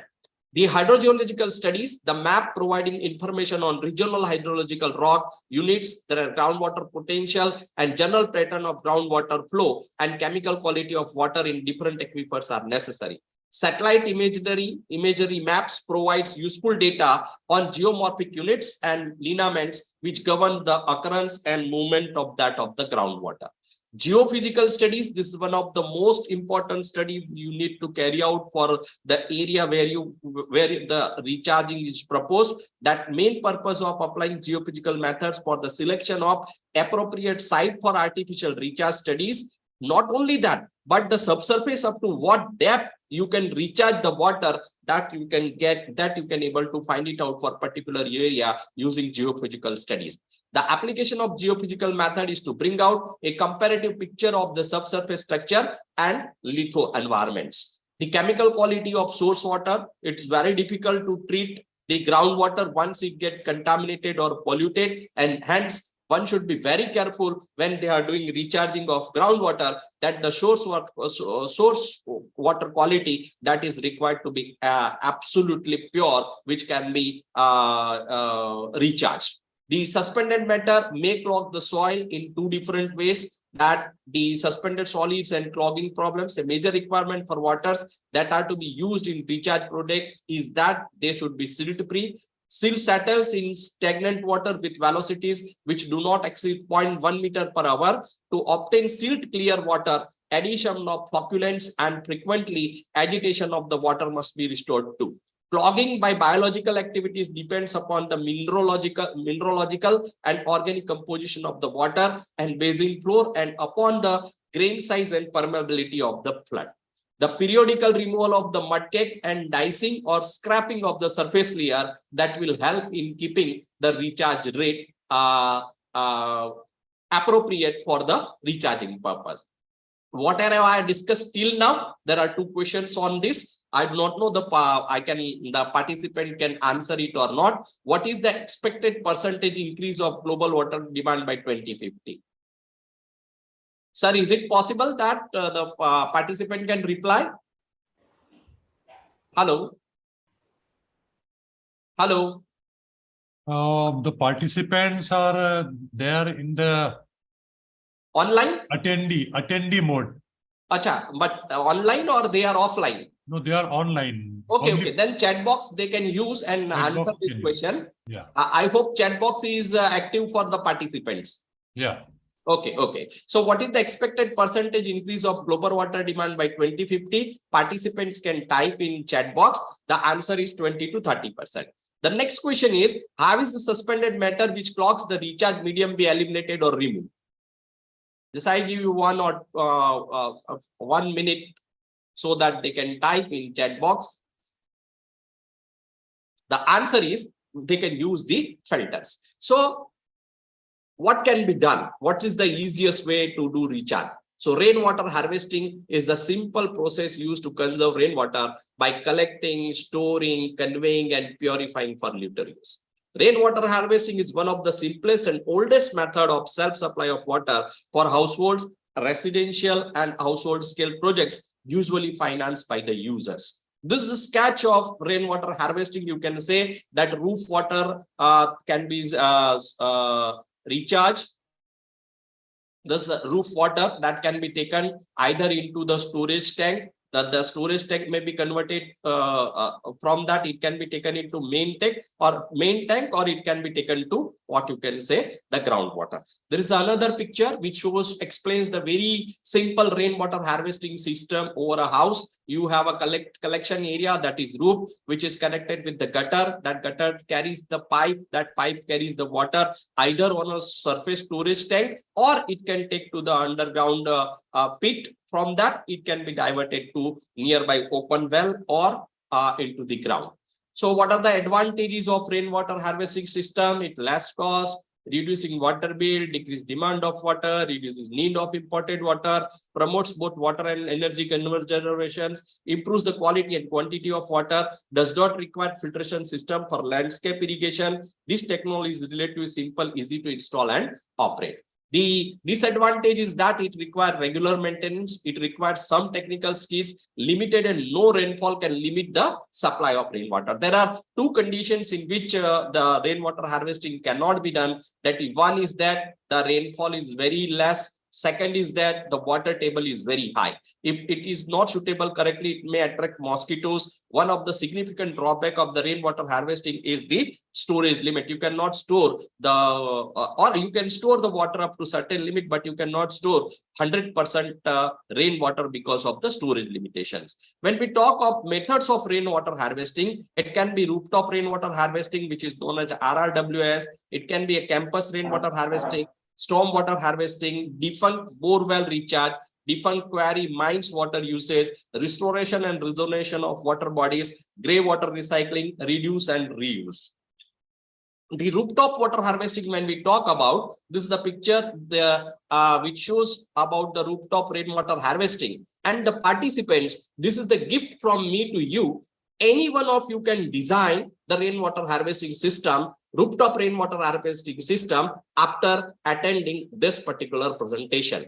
What you have to do? You have to simply download IS 15797/2008, and that's all. If you have downloaded this IS, everything is given in IS code how to design the rooftop rainwater harvesting system. I will show you in the next slide that how the IS 15797 be used for the design of that is rainwater harvesting system. Before we go for the designing of rainwater harvesting system, let us look at the factors determining type of system of rainwater harvesting. So number one, that is rainfall quantity, how much amount of rainfall is available, and based on that you can think of the rainwater harvesting system. When I said that you will be able to design the rooftop rainwater harvesting system, this is the table, that is table 1, which is given in IS 15797. Based on that, one side you will see here, it is a rooftop area. This is the rainfall. If you know that the rainfall of the region is 800 mm and your roof area is 100 meters square, you can recharge 64 meter cube of water per season. That is in the monsoon season. That 64 meter cube means 64,000 liters of water you can recharge, or you can store from the roof of 100 meter square area. So IS 15797 gives rainfall, the values of rainfall here, and the rooftop area here. Based on that, you can able to work out what is the water availability. This is for flat roof. Suppose if your roof is sloping roof, then your rainfall is 1000 mm and rooftop area is 200 mm. You can recharge 190 meter cube. That is 190 into 1000 liters of water from one season. So what are the other factors which affects the selection of rainwater harvesting system is the rainfall pattern. The rainfall pattern as well as the total rainfall will determine the feasibility of rainwater harvesting system. Then intensity of rainfall. The maximum intensity of the rainfall will decide the peak flow, depending upon which the gutter size and diameter of drainage pipe can be calculated. The collection surface area. The collection surface area is restricted by the size of the roof of that dwelling unit. Sometimes balconies and other projection are used as supplement to the rooftop collection areas. collection of surface areas, that is the dwelling unit. This is the picture which shows that how the roof is to be there. It should have slope on two sides, then you can have gutter on either sides which you can provide, and the water which precipitations which falls on the roof that can be collected or that can flow through the slope on either side, and which can be collected through the drain pipes and can be taken to the. So this is a picture which shows the gutter, and along with gutter, this is the downward pipe which takes water from the roof onto the ground. Now, when rainwater harvesting system, rooftop rainwater harvesting systems are to be installed, one thing which is required to be taken care of, that is filters. The water which you wanted to divert for the recharging purpose, that should be clean water. That we have seen that as a quality of water. So two types of filters are available. One is called online filters, another one is called purpose-built filters. The online filter treats the water 3 to 25 meter cube per hour, while purpose-built filter, these filters are available in the market and one can purchase it. While the purpose-built filter, anyone can construct, any participant can construct in his or her house. The filter material recommended is coarse sand of 1.5 to 2 mm size at the top, followed by gravel of 5 to 10 mm size, and boulders 5 to 20 centimeter at the bottom. The thickness of each layer should vary between 0.3 to 0.5 meter. So this is the picture. You will see the middle one, wherein the picture where the rainwater from the top can come into it, and then afterwards it passes to this purpose-built filter, and it will be recharged either into the storage tank or to the underground water. You can see. Sorry, one small interruption. Yes, Dr. sir. Yadav, you can please conclude. Time is getting up. Yeah, just 2 minutes, sir. 2 minutes. Give me 2 minutes. I'll be concluding. Okay. So you will see on the left hand side, that is the gutter, and on the right hand side, it's a filter, right? That what I said, that when the roof water comes from the top, it passes through this filter. These filters are available in the market, which you can install. And the purpose of this filter is that after first rain, you have to divert the water out of the ground instead of making for the storage or diverting into the underground. So you will see that here two pipes are there. One is there after first rain, the water will go out of it, and after that you can open this wall and the water can be diverted into the storage tank. Okay, so this is the design components of it. This is another picture which shows the filter which has been installed over here, and the water is diverted into it. Right, the design system computations, how you can compute the volume of runoff, that what I have shown you in case of IS code table number 1. The same can be used for computation. This equation can be used for the computation of the volume of the water. These are the direct use storage. Again, 2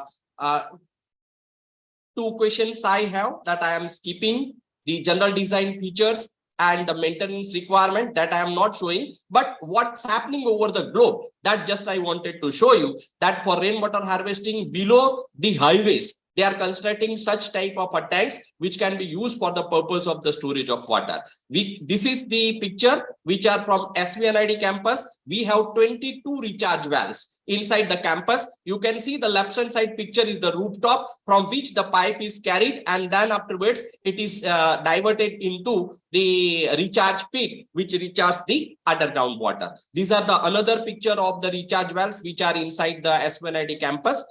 This is another system from which the roof water can be transferred, recharge into the underground storage tank. This is another picture which shows that when you wanted to recharge, it can be done in case of any open surfaces or garden by means of such type of wells which have holes on the top, or where the water remains stagnant, and from that the water can be transported into the ground, right? So these are the again some of the pictures which shows this. So thank you very much. The very simple but still effective. You can conserve the rooftop rainwater for water harvesting purpose. Thank you very much.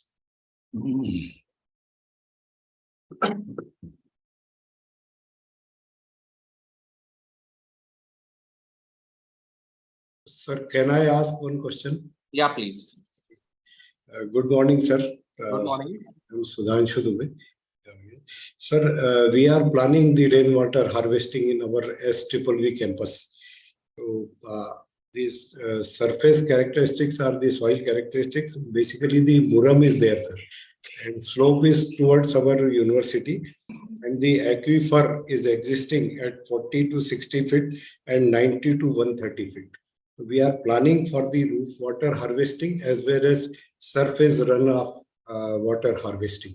So we need some guidance from you, sir. Sir, I will be happy to design it, and definitely you can implement even from this monsoon season.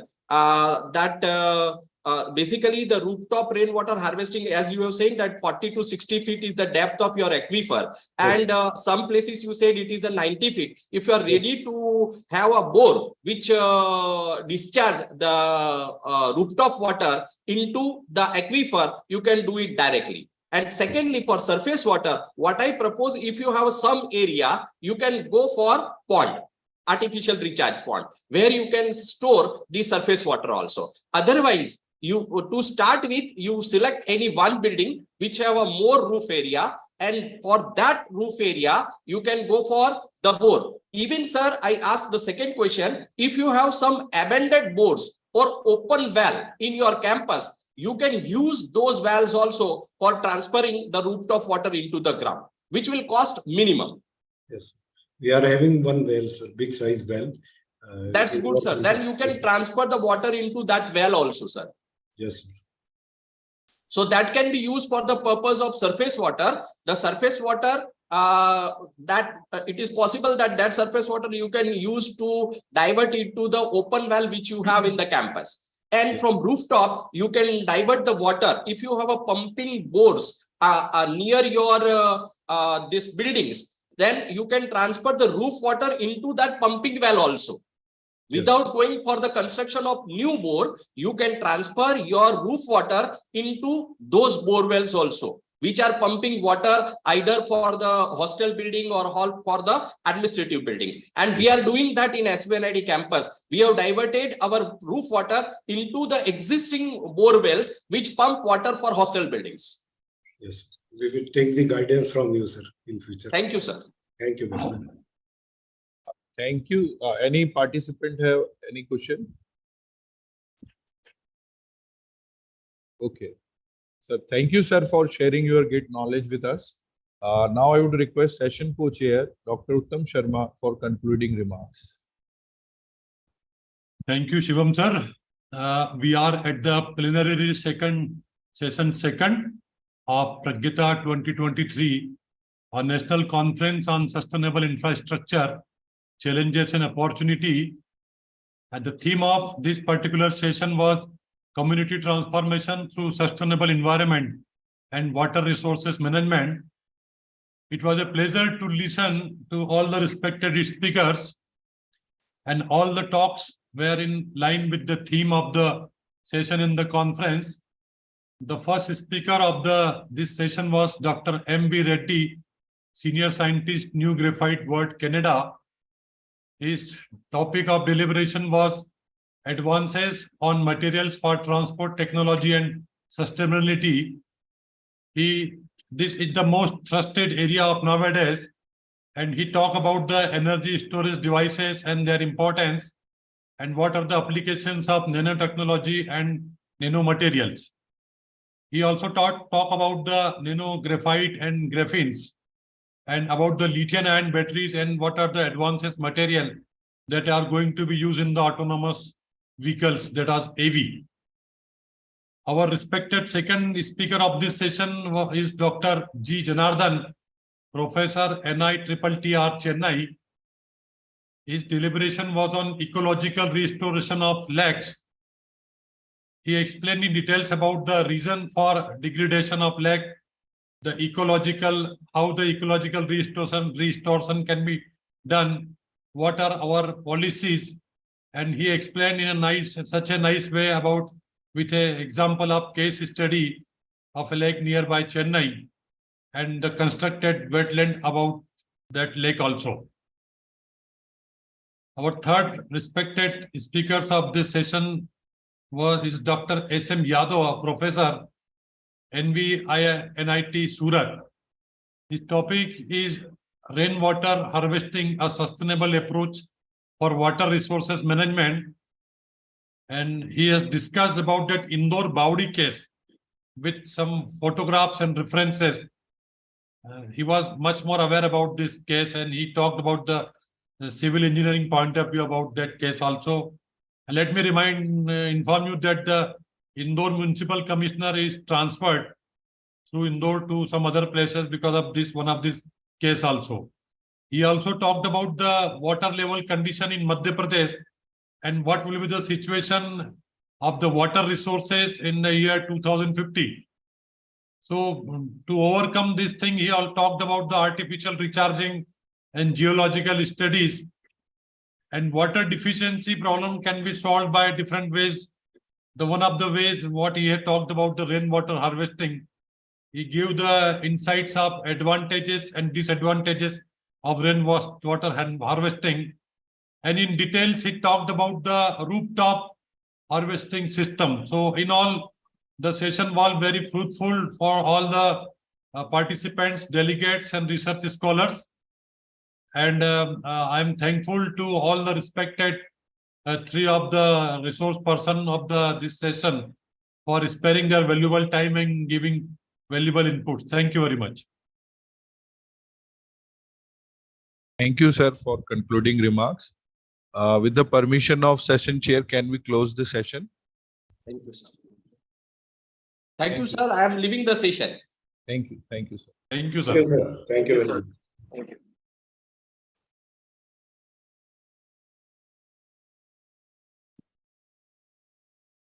Madam, namaskar. Namaste. Sir, Shukla sir, welcome. Sir, thanks, sir. Shukla sir, Madam, namaskar. namaskar, madam. Shukla sir, namaskar. Sir, namaskar, sir. Madam, namaskar. अब next session start होगा ना? Yeah. यहीं पर Rahul. Session शुरू होगा ना? Yes, yes, हाँ, ma'am. यही पर Rahul will be. Rahul Sharma उसके मॉडरेटर है. You are not audible, Rahul. So I can leave? Can I leave? Thank you, sir. Thank you very much. If you would like to attend, we'll be Why you are Thank you, leaving? thank you very much. Just Am I Uttam audible? Sharma, on behalf Yes, of me, Rahul, Uttam you is are there. audible. Rahul, you are audible. Okay, thank you, ma'am. Sir, can we start? Yes. A very good afternoon to one and all. I, Rahul Sharma, Assistant Professor, Department of Civil Engineering, Sri Vaishnav Institute of Technology and Science. I feel privileged to welcome you all on behalf of Sri Vaishnav Vidyapit Viswavidyalaya in Praygyata 2023, a national conference on sustainable infrastructure, challenges and opportunities. I would like to start with a quote. The greatest threat to our planet is the belief that someone else will save it. Today, we are honored with the gracious presence of eminent speakers with us, Dr. Brajesh Kumar Dubey, Professor, IIT Kharagpur, Dr. G.L. Shivkumar, Professor, IISc Bengaluru, and Engineer E. Thinakaran, Team Leader, Vellore Corporation, SAR Technical Consultants Private Limited. I feel privileged to welcome our guest speakers on behalf of Sri Vaishnav Vidyapit Viswavidyalaya in Praygyata 2023.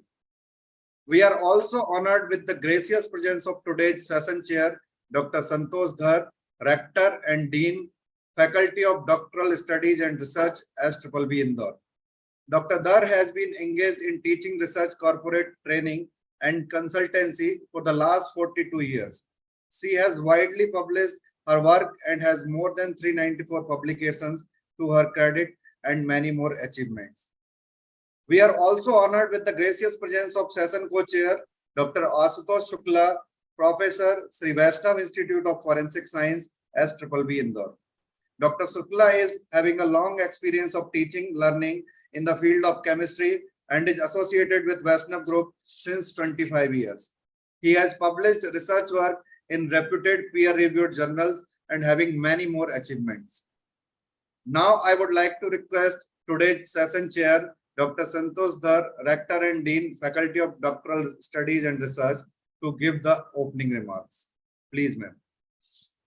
the esteemed resource persons, Dr. Brijesh A. Dubey, Professor, IIT Kharagpur, Dr. G.L. Shivkumar, Professor, IISc Bangalore, Engineer E. Thinkaran, Construction Manager, Shah Technical Consultants, Co-Chair Dr. Ashutosh Shukla, HOIs and HODs, students and other participants, a warm welcome to Plenary Session 3 of Praygyata 2023, a national conference on the theme Sustainable Infrastructure, Challenges and Opportunities. Transport infrastructure like roads, highways, bridges, airports, railways, waterways, canals, and terminals place heavy demands on material resources and needs planning, design, construction, maintenance for more sustainable structures. This infrastructure has an effect on Earth's resources and environment and also changes the land use pattern that have persisted for centuries and affects the societal values of a community. Thus, geotechnical aspects and related activities are of primary importance from the planning and design stages of an infrastructure project in achieving overall sustainable development while meeting basic human needs, using resources effectively, and preserving, restoring the surrounding ecosystem. This means that the main contribution of geotechnical engineers in achieving sustainability at a project level lies in the efforts to utilize limited resources and explore ways of reducing processes that result in adverse impact on sustainability. Areas like energy efficiency of the materials and methods used, potential reuse, recycling and re-engineering of materials and waste, carbon footprint analysis, and the control of air, water, soil pollution are required to be focused upon. This calls for sustainable ground improvement methods, earthworks constructed by minimizing the use of energy and the production of carbon dioxide, and the use of recycled alternative materials, foundation reuse and rehabilitation, and maintenance without the consumption of large amounts of primary natural geomaterials. It is well known that effective and timely maintenance can prolong the life of structures and then minimize and sometimes avoid costly and energy and emission intensive recycling and disposal operation. Consequently, strategies need to be configured so as to provide timely maintenance and preservation of the built environment. However, continuing maintenance and remediation are becoming major engineering constraints for infrastructure owners. It is necessary to estimate the influence of the new structure on the existing one, which is often difficult to assess, especially for water-sensitive materials. For old and new road and rail embankments, the main responsibility for the infrastructure owner is how to know when maintenance works should be carried out in order to provide the maximum benefit at the minimum cost. And assessed management systems can be an invaluable tool for effective resolution of the problem.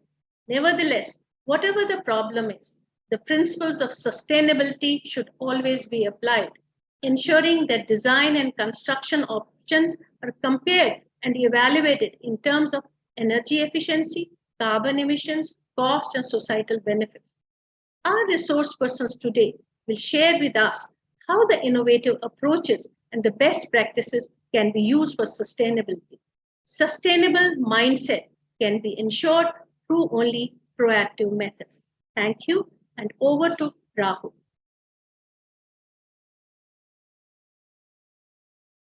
Thank you, ma'am, for your enlightening words.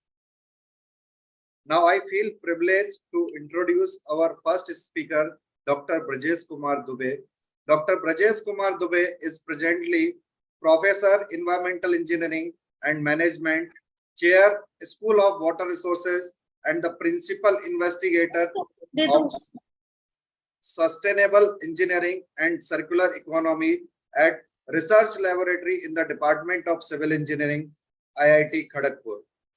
Prior to his present academic tenure in India, He has served as a faculty member at University of Auckland, New Zealand, East Tennessee State University, USA, and at University of Gulf, Ontario, Canada.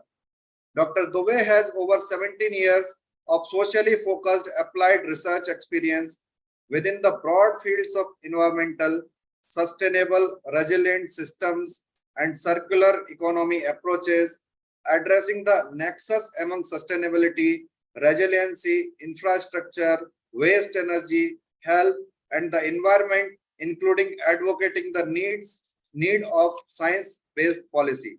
Dr. Dubey is author of more than 100 journals, papers with H index of 42, I-10 index of 100 with over 6350 citations. Dr. Dubey has been served as an associate editor or editorial board members of different journals. May I now request you, sir, to address the gathering? Please, sir. So thank you for the generous introduction. So can I share my screen? Let me try to share it. Yeah, I think it's.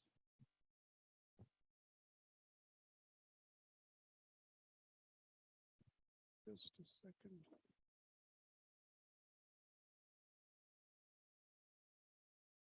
Yes, can you see my screen now?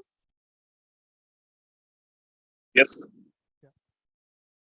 Okay, so as the ma'am was also mentioning about like how to quantify sustainability, so I thought as part of my talk, first maybe next 20 some minutes, I will be kind of focusing. Is that 20 minutes good enough for you? Is that time? I just wanted to make sure that how much time do I have?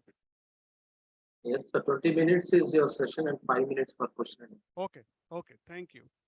So, so I'll be focusing on like how to measure sustainability. So that's what we do talk about sustainability, circularity, and all those kind of stuff. But how to actually measure sustainability? So that's what I'm going to focus on. So before we get into that, like why even we are talking about this sustainability, circular economy, you hear about sustainable development, you hear about design for environment, and that entire like the discussion around sustainability is because we want to keep this planet as clean as possible for the future generation.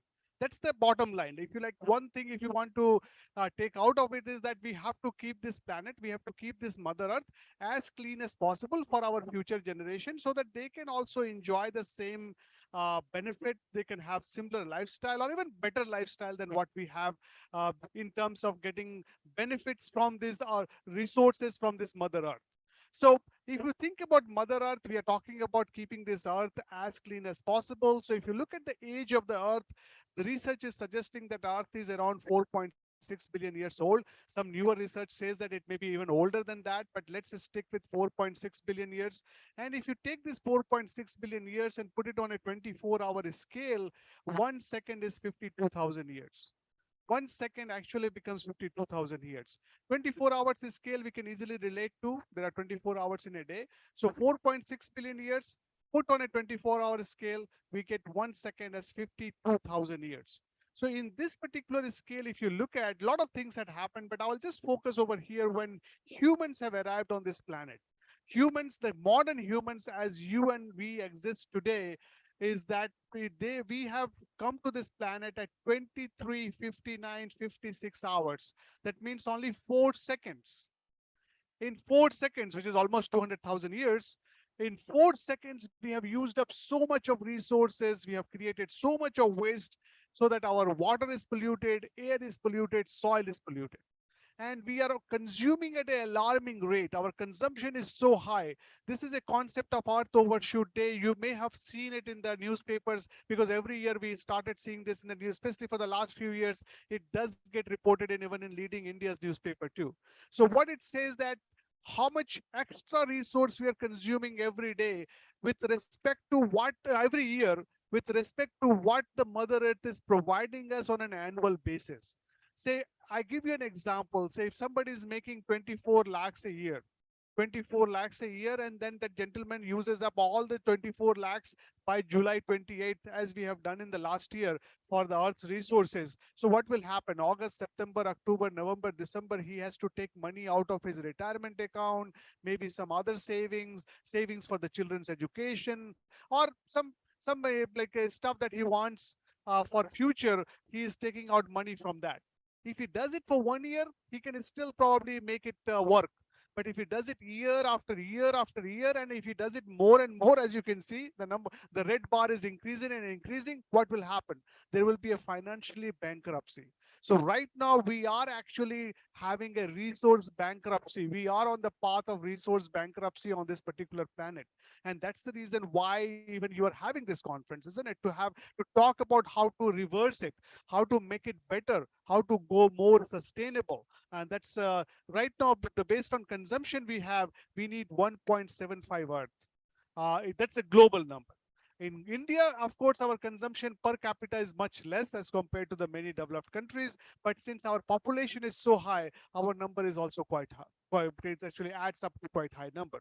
So Earth Overshoot Day, at which date we are using up all the resources that the Mother Earth is providing for that particular year. Every year, Mother Earth provides certain renewable resource to us.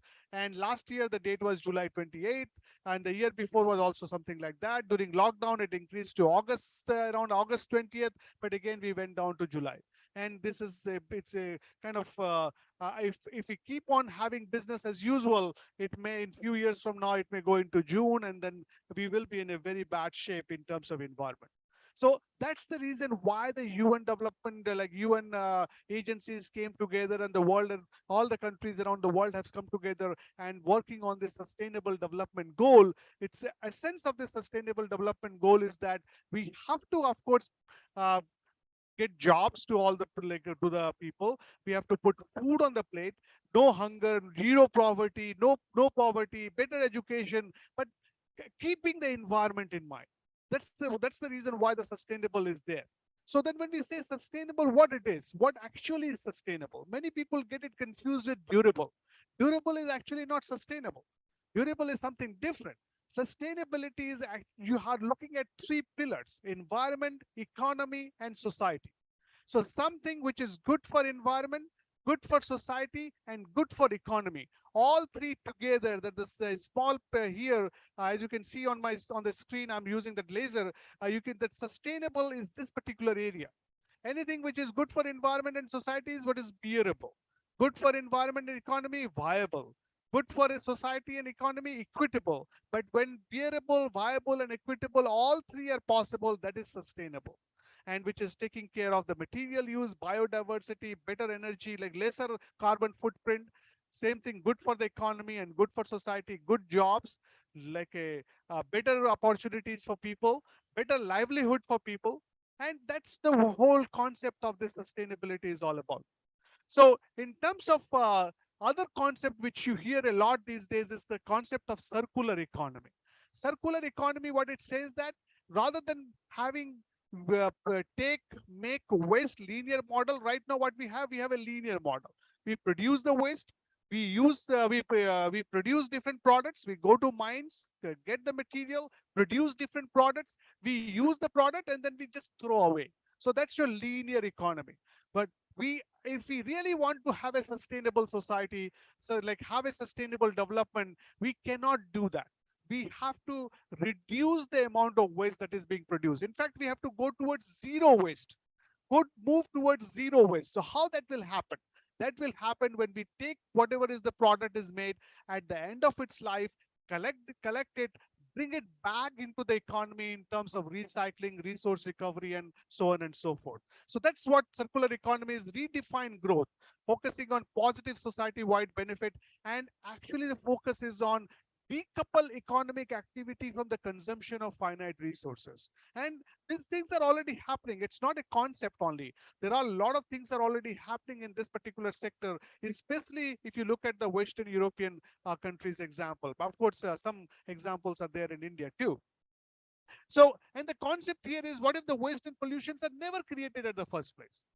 Can we design an economy where the waste and pollution is not created? There is no waste. What one industry's waste become resource for the other industry, or product and its end of life can be easily segregated out, easily separated out different components in the product and bring it back into the economy. That will mean that we have to redesign the product itself, isn't it? For example, laptop, when you buy a newer laptop, what happens? Like hardly maybe 15, 20, 30% is improvement. Rest is the same.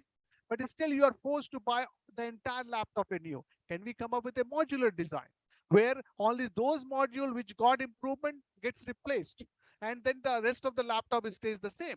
Same thing with the, so those, that kind of thinking has to come. People are also looking at rather the owning the products, owning, let's say, have the service, renting of the vehicle, renting of even ACs, renting of washing machine, refrigerators. So those things are also coming. You're basically leasing out rather than owning it, and the company owns it.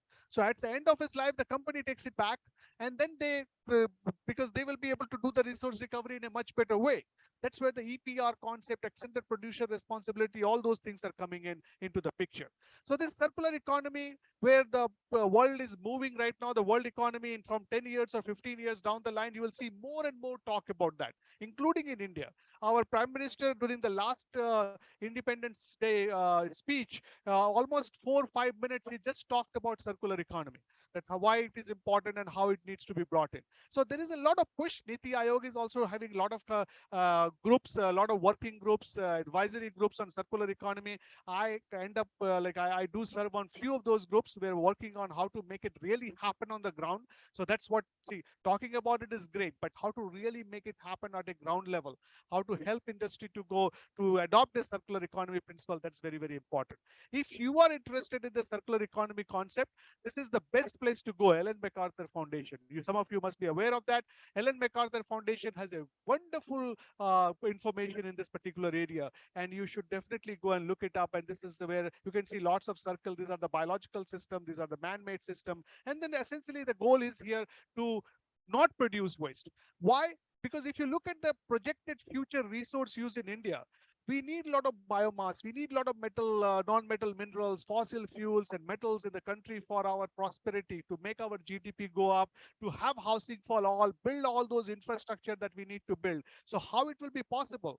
We don't have virgin material available. Think about sand. Right now, sand is a huge problem, isn't it? A lot of illegal stuff happens in the sand mining. So what we need to do is that for the future needs for India for resource, there will be a lot of problem in terms of resource availability and access, affordability. So what it says that we need to go for resource efficient production process and use of secondary material. Secondary material means the material which is derived from the waste. So we need to kind of focus on that. So when we talk about the sustainability, circularity and all that, so how to measure it? Like what is, how to quantify? Because as an engineer or as a scientist, we want the numbers, isn't it? Say, I say that you move from this process to process A to process B, but how, is really process B better for environment? And if it is better, how much it is better? What is, how much carbon footprint reduction we have done? That can be calculated using the tool of life cycle assessment. And if you are, there is an entire course on life cycle assessment on NPTEL SWAYAM platform, which is available on YouTube as well, which has been offered from by me from IIT Kharagpur. So if you're interested, I'll just give you another 5-6 minutes overview of this LCA. But you need to, if you're really interested, you can go and look it up. So what LCA means, that you have to look at the product from its entire life cycle, from initially, like from the design of the product to getting the raw materials, production, use, like sale, and then at the end of life, what happens at the end of life. So the entire life cycle of the product we have to look at, from the very beginning of raw material extraction to its end of life. And we have to quantify how much is the energy requirement, water requirement, different minerals and different types of materials requirement, and how much waste is being produced. And so all those quantification is done. And that's that basis. This is like an environmental accounting exercise. Like we all do it, we all understand accounting, like balance sheet and all that. So it's kind of an environmental accounting. We are trying to account for all the emissions coming out and relate that to what kind of impact it will have in the environment, then convert everything to carbon dioxide equivalent. So there are different terms used: sustainable engineering, sustainable design. So we're moving beyond carbon footprint and we're looking at LCA part. So when you talk, as I said earlier, concept, material extraction, manufacturing, transportation, retail use, and all those things has to be done. So since it is a standard method, there has to be a standard method. Otherwise, see, I'm doing in a different way, you are doing in a different way. How will compare the results? So we need to have a standard method. So there is an ISO standard method for that, for doing life cycle assessment as well. So it helps in decision making, helps in better communication, but in learning and exploration of coming up with a better quality of the product. So since it requires a lot of data and a lot of calculations, so there are softwares out there. SEMA Pro is one of the most commonly used software, but there is a LCA calculator, there is OpenLCA, and there are Gabi and lots of other stuff is there too. So why it is important? Again, I'm just trying to stress upon so that my goal here is to make sure that you get this take-home message that why LCA is important. You look at an example here. So you are driving a diesel vehicle, and all these exhaust coming out, you feel so dirty about it, isn't it? You say that it's so dirty. So you go and get an electric vehicle. Electric vehicle, great. It helps in removing the air pollutant in the city area wherever the car is moving. But if you keep on using electric vehicle with coal-based thermal power plant or fossil fuel-based energy, you are not really solving the problem. You are just shifting the problem, because more energy requirements, more of the coal will be required in these power plants. More emissions coming out from those power plants. And electric vehicle has a battery which requires a lot of rare earth metals. Mining of those rare earth metals and all those things are also quite environmental intensive exercise. So just moving from diesel to electric is not good enough. We have to make sure that the electric vehicle gets the energy from clean energy sources, and at the same time the batteries which is used is recycled properly. Resource recovery should happen of those batteries at the end of its life. Then only the real environmental benefit will come. And that kind of exercise, the LCA helps us into doing that kind of exercise, because we look at the holistic picture. We don't look at only in silos, we look at the entire system. So that's why the LCA is important. For example, if you look at these things, these two, which is better? This paper bag is better or the plastic bag is better? As of today's context, I think most of you will say that paper bag is better. But actually, if you remember, in 1960s, early 70s, when this plastic bag came, it came with a tagline, "Let's save the environment." Okay, that's why. Because paper uses a lot of trees. We are cutting down trees to make all those paper bags. So if you're cutting down trees to make the paper bag, so plastic bag was actually a saver, lifesaver at that time. But what happened? The problem is that we have started misusing this plastic as a material. We have been not managing the plastic waste properly. If you do life cycle analysis of this, and if you compare, actually, if just going by the manufacturing process, plastic has a lesser lesser environmental footprint. Just for this bag, if you one bag of this versus one bag of this, if you compare, this has a smaller carbon footprint. But since we don't manage it properly. Yeah, I'm just talking about manufacturing part. But if you include everything, and since we are not managing this plastic waste properly, we are creating so much of nuisance with this plastic, and we are using so much of plastic bags, including single-use plastic, we are creating, this becomes a negative.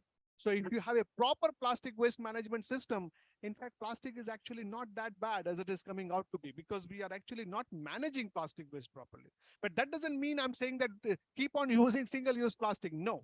We have to cut down on the usage of single-use plastic, but other plastic will be there, isn't it? So you cannot really, even after ban, we see the plastics are still around, because we don't have proper alternative to replace plastic, which can do all the job that the plastic product does, and with the similar prices. So in terms of life cycle, one of the initial study was done by Coca-Cola, where they were looking at whether to go for the glass bottles or the plastic bottles. And at that particular time, because they did had a plastic manufacturing plant with them, and also plastic recycling was happening closer to their facility, they actually found moving to plastic was better than glass. But then again, this is you have to look at case by case basis as well. So in terms of life cycle, again, if you very quickly, next 3-4 minutes, I'll try to wrap up so that we have some questions. It's a compilation and evaluation of input, output, and potential environmental impact of a product system throughout its life cycle. There is a ISO standard. So, and this is like a summary, like you have to have a goal and a scope definition, inventory analysis, impact analysis, then you interpret that to get the number. So this is the most important slide in terms of the methodology.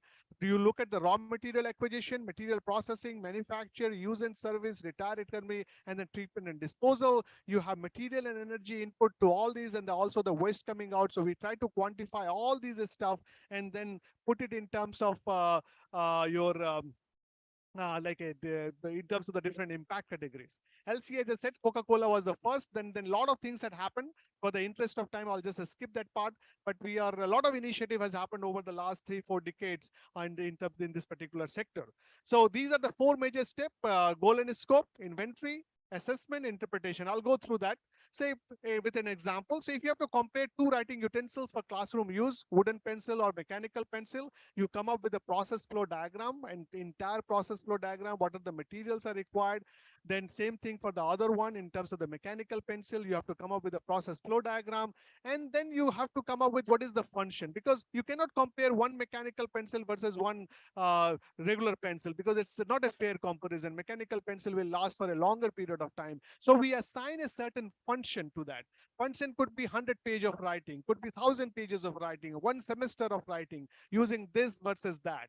So that's what we kind of, so function is writing on. So based on that, you look at how much energy, material, and labor goes into the making of these for 1 semester worth of writing, and then what are the outputs coming out in terms of products, waste, emissions, and then you collect all these different types of data, and data is available from the databases as well. And the software does has database. You look at the time-sensitive data, best available data, consistent data, reproducible data, and then you correlate it to all these environmental impact categories, which is coming from the IPCC document, Intergovernmental Panel for Climate Change. That document has all these different impact categories. You can choose the ones which is important for you. So there is a global warming, abiotic depletion, human toxicity, eutrophication, acidification, and there are many more, but you can just choose the ones which is more relevant for you. Now, what to do with that? So what is the purpose of all this data? Scientists can make a recommendation which is less impactful, can analyze a particular impact. Industry and individual can have a closer look and see how they can make a difference.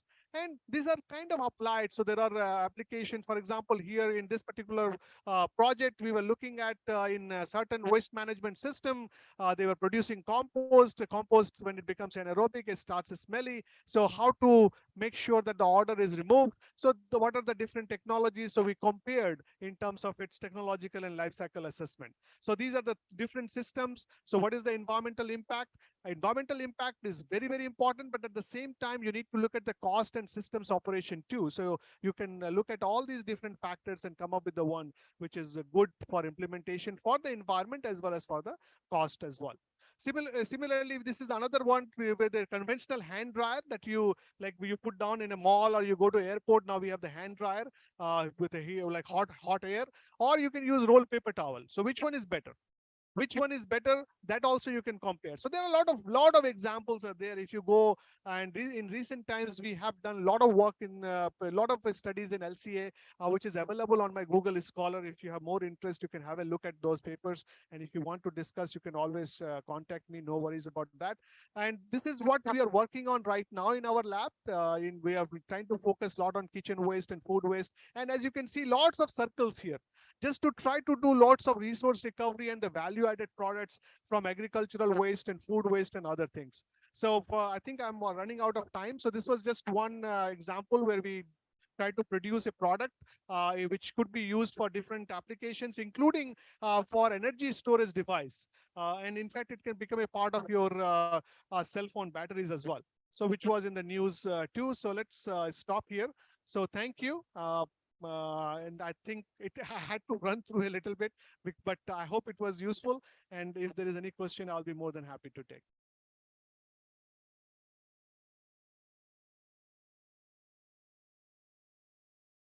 Any questions, please?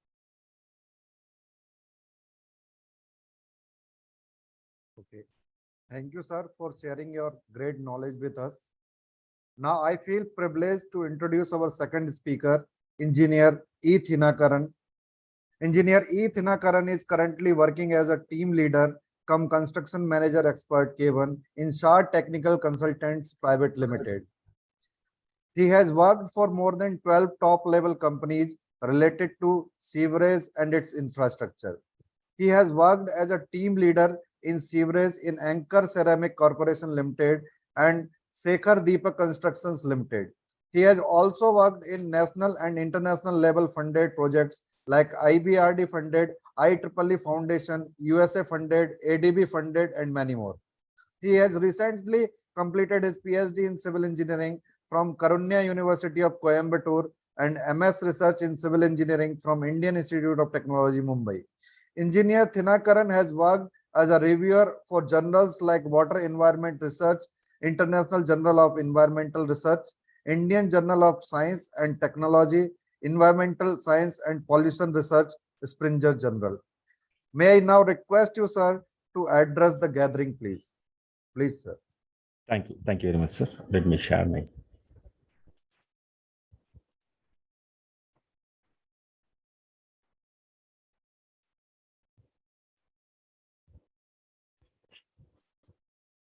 Am I audible, sir? Hello? Yes, sir. Yes, Yeah, sir. okay. You are audible. Yeah, okay. Is this screen also visible? Screen? Yes, sir. Okay, fine. Thank you. Good afternoon, ladies and gentlemen.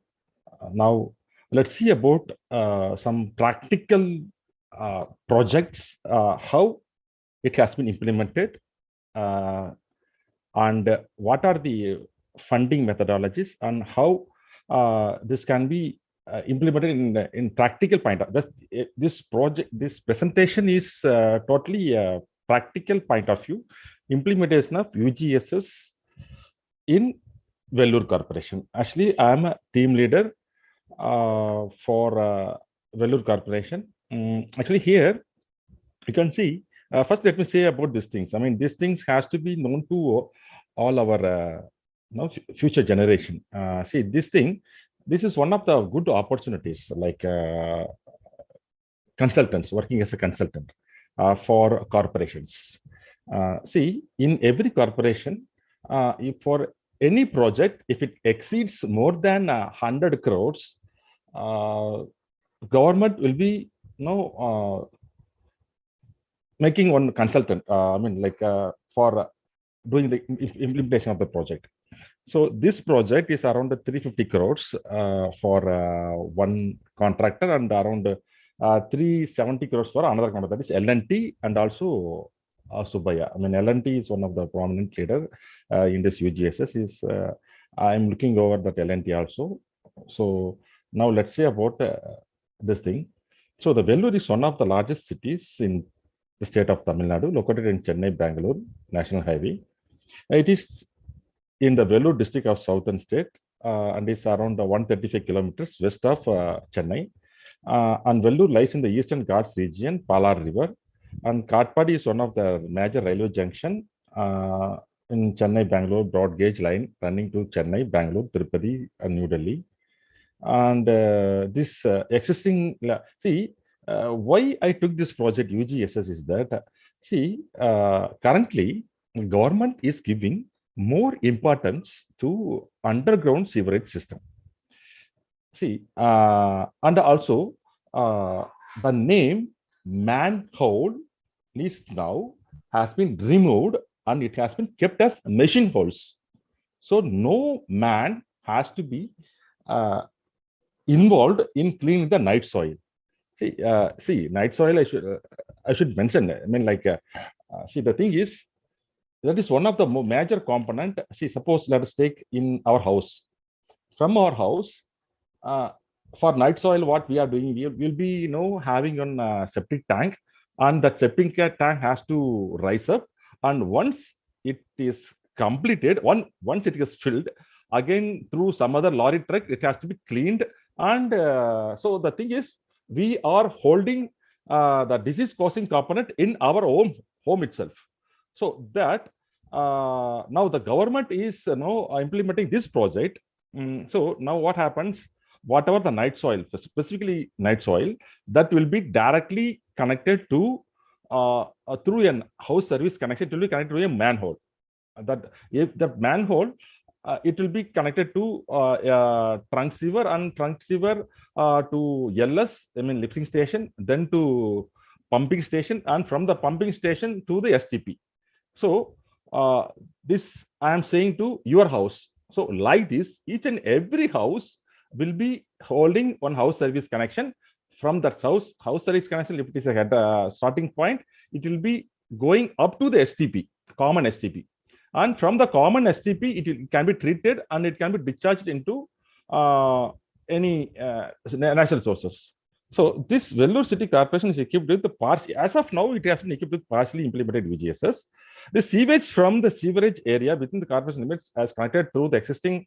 So here you can see conveyed through gravity to the existing LS lift station, and LS to the pumping station, and pumping station to the main pumping station, and then to the STP. So what is the necessity in Vellore? Vellore, you might be knowing very well presence of CMC, Christian Medical College. So see, not only that, now I am mentioning about Vellore city. Like this, each and every city might be having some. I mean, not some. Each and every city is having some hospitals and other thing. This is, pollution causing things. So, so in each and every city, it should be implemented with the proper UGS system. So the UGS system is very important. So for the disposal of municipal corporation, and here the main source is Pala River. If it is not treated properly, that will be discharged. Whatever the untreated waste and whatever the sullages, whatever the sewage collected in the cities, it will be discharged directly into the river, Pala River, and it may lead to the environmental degradation. So hence the effective steps must be taken for the abatement of pollution in the Pala River. While inception of the sewage let into the channels and rivers focused on simultaneously, the UGSS also provide improvement the sanitary conditions and improve the quality of life in the city.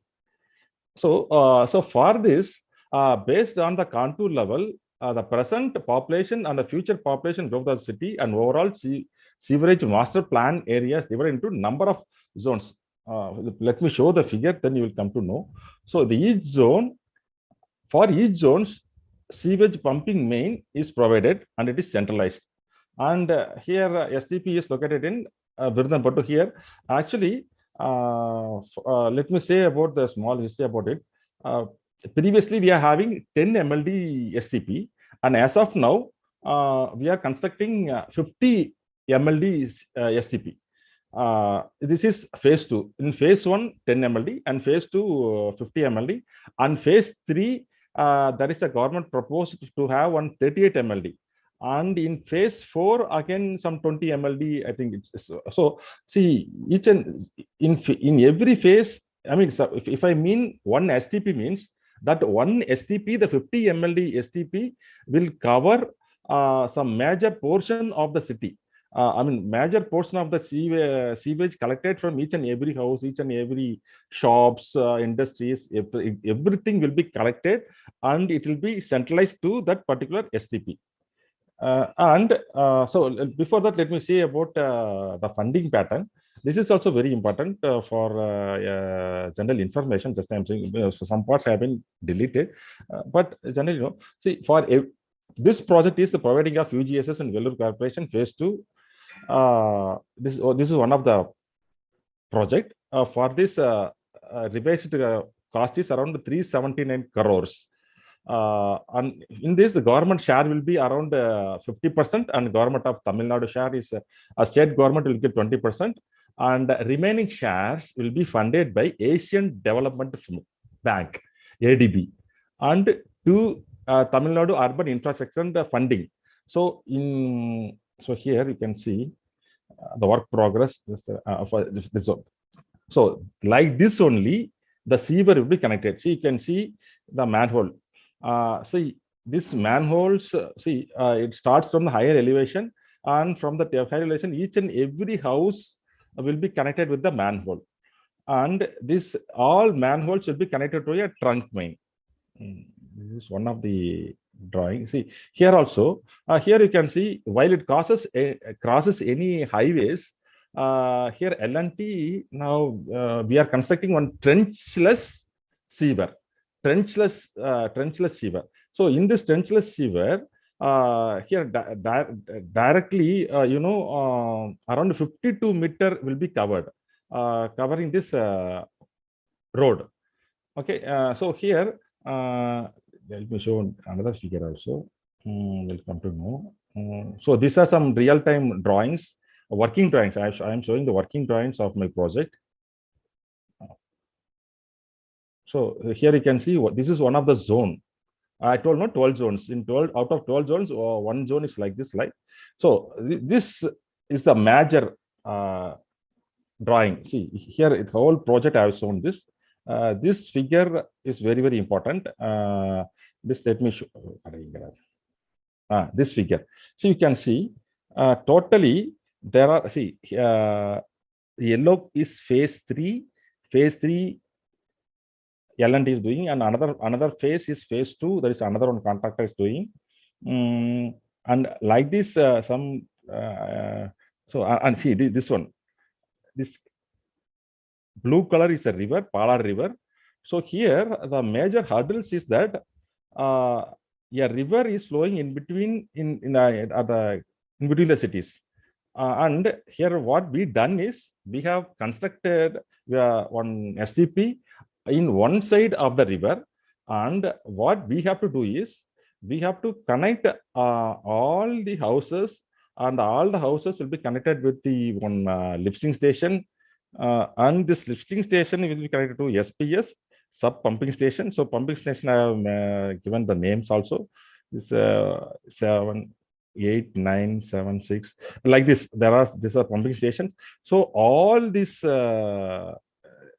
sewage collected from one side of the river has to go through one pipe carrying bridge. That pipe carrying bridge is yet to construct, and it will be connected to one STP. And likewise here also, all this will be connected to SPS. First, all the this manhole will collect all the household sewage, and all the manholes will be connected to lifting station, and this lifting station will be pumped to SPS, and it can be through pumping or gravity. That depends upon the our profile of the ground. See, actually now, if you are going for here, actually, I'm saying you very, I mean, briefing this thing.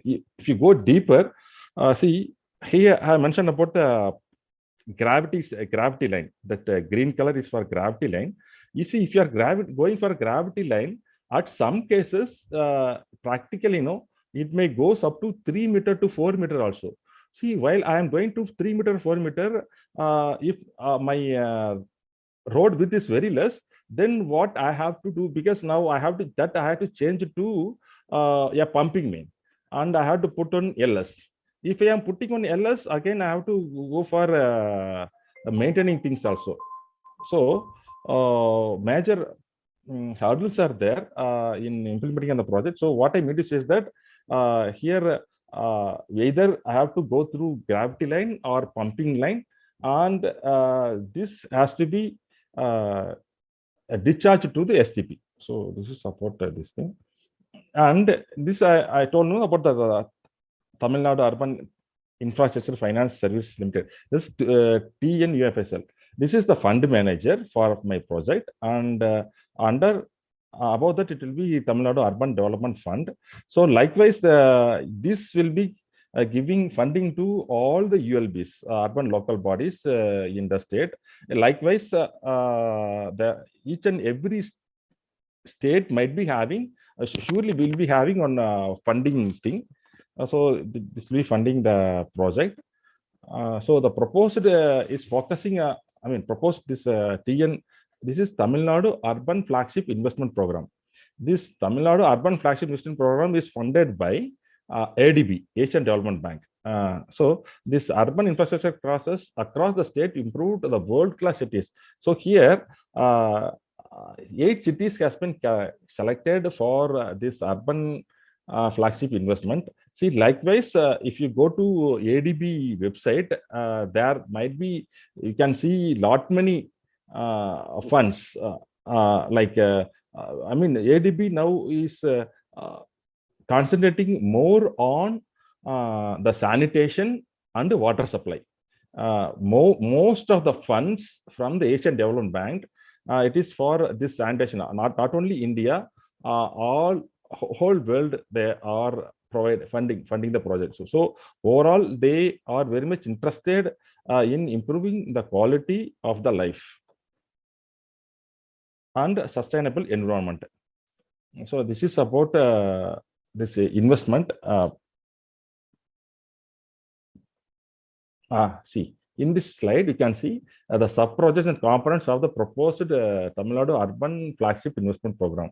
So here you can see two sectors, that is a water supply sector and sewerage and sanitation sector. So for the main components and infrastructure, and see, you can see the main components is source development. Source development means like, see, for water supply, what they will do, you have to select one intake structure. The intake structure will be near the river. So that river also, we should choose one point without any pollution in the river. Like generally, intake structure, they will choose near the mountain, near the mountain itself. Below the mountain itself, they will choose. And from there, through the tube wells, it will be connected and it will be directed to the treatment works. And through the treatment works, water will be transmitted. That is raw water transmission lines. And then, and it will be stored.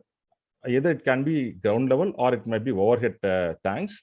And from that overhead tanks, the water will be distributed to the general public. And here also distribution mains will be there, networks will be there, bulb walls and flow meters will also be there. In each and every house connections, there will be flow meters. And through the flow meters, you can measure how much water you are utilizing from the corporation, and accordingly the water will be charged with the consumed, whatever water consumed. So household meters also. This is about the water supply. So in the water supply, the ADB and also the World Bank and also KFW, Korean fund, and also German fund is also there. Lot many funding agencies are there in India. Funding abroad. I means about the international fund. These funds, international funds, are flowing into India mainly for these two important sub projects: water supply projects and also sewerage projects. For example, if you see about the intake work alone, there is one scheme in Pillur near Coimbatore. There alone they are funding around more than crores, 100 crores, something they are funding for intakes also. And in terms of sewerage and sanitation schemes, both will be coming. Sewer networks, sewage transfer, and also treatment facilities. Here, this I have shown the figures. That is, sewer networks will be shown. Tertiary pipe networks and household connections. These household connections, there will be IC inspection chamber. Through the inspection chamber, small inspection chamber will be there. Through the inspection chamber, it will be through household pipes, it will be connected to the manholes. And as usual, from manholes to the STP. So this is about the overall projects, funding, and how it is mobilized to the corporation. So this is about it. Hello, sir. Yes. Hello. Yes, sir. Yeah. Now shall I go to part 2? This is part 1 is regarding the funding and other things, and part 2 is about the design sewerage only. If it is time, I can proceed. Time is 20 minutes, and next speaker is also waiting. Okay, then you can we proceed stop again. with this. Then we can stop with this, sir, because this will take another time. But it's like there's already time straight now. That's what I'm saying. Okay. Please conclude within 2-3 minutes. Okay. Then let me conclude. Let me go very fastly. So now in sewer networks, see, this is about the sewer networks, some basic ideas. how sewer network is designed and what are the data you should collect. So first is site plan, then requirement of local bylaws and subsoil condition, location of other services. See, I don't know about the sewer networks. See, in sewer networks, there might be lot many hurdles like BSNL pipe will wires will be going and other lot many pipes like not many cables might be crossing. So we have to do the work very, very carefully while laying the sewer pipes. So there are lot many investigations involved. Then detailed survey, you have to mention about the presence of rocks, any underground obstacles are there, existing sewer connections, and generally what happens now while you are laying the pipelines, sewer pipelines, water supply will be crossing. So for that you should be very careful. If there is any electrical pipelines also, you should be very careful while implementing the project. So this is about the selection of outlet disposal point and the profile and sewer system and head. This available head, this head is very, very important. See, if it is more head also very danger, less head is also very danger. I told about the Pillur, one is Coimbatore, there what happens now, around 100-meter head is available for crossing the distance of around I think some 70 or 80 kilometers, I think so. So for that, I mean, government officials have taken lot many steps to reduce this head. I mean, like the plans and nomenclature. And this is how the sewer is laid below. Sewer networks and precautions and manholes. Manhole is just definition is that it is for inspection, cleaning, and maintenance. And types of that, there are two types of manholes: RCC manholes and brick manholes. I've shown some figures also. This rectangular manhole, typical circular manholes. This circular manhole, no, this should be implemented if you are going more than 3 to 4 meters. And brickwork, that depends upon the site conditions and staging. And so you can see from you go from below sewer to SCP. This is staging and types of loadings.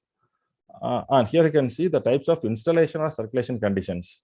And bedding. See, bedding is also very, very important. For each and every soil conditions, accordingly, you should do the bedding. This is as per CPHEO manual. Like this, you have to provide the bedding at least minimum for any pipe. For half of the pipe level, you have to have the concrete and supporting of strength in the embankment conditions. How the bedding supporting is needed, that is also very important. Cross drainage works. See, if there is any cables or wires crossing, how you are handling the situation is also very important. And then shoring. And the shoring is very, very important. See, if you are not providing proper shoring, it may cause casualties also. For shoring, for each and every shoring, it may cost around, see, minimum cost is around 10 lakhs for each a small type of shoring itself. And dewatering, you should consider that also. Testing, the two types of testing are water testing and also air testing. In water testing, I mean, you can see the pressure and how the water flows. I mean, here just you can see the bubbles.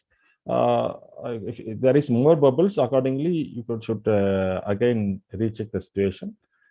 I mean, trenchless, this is about the trenchless pipe jacking and how pipe jacking conditions are there. And this is about the lifting stations. Thank you. Hello. Okay, thank you, sir. Any questions, please?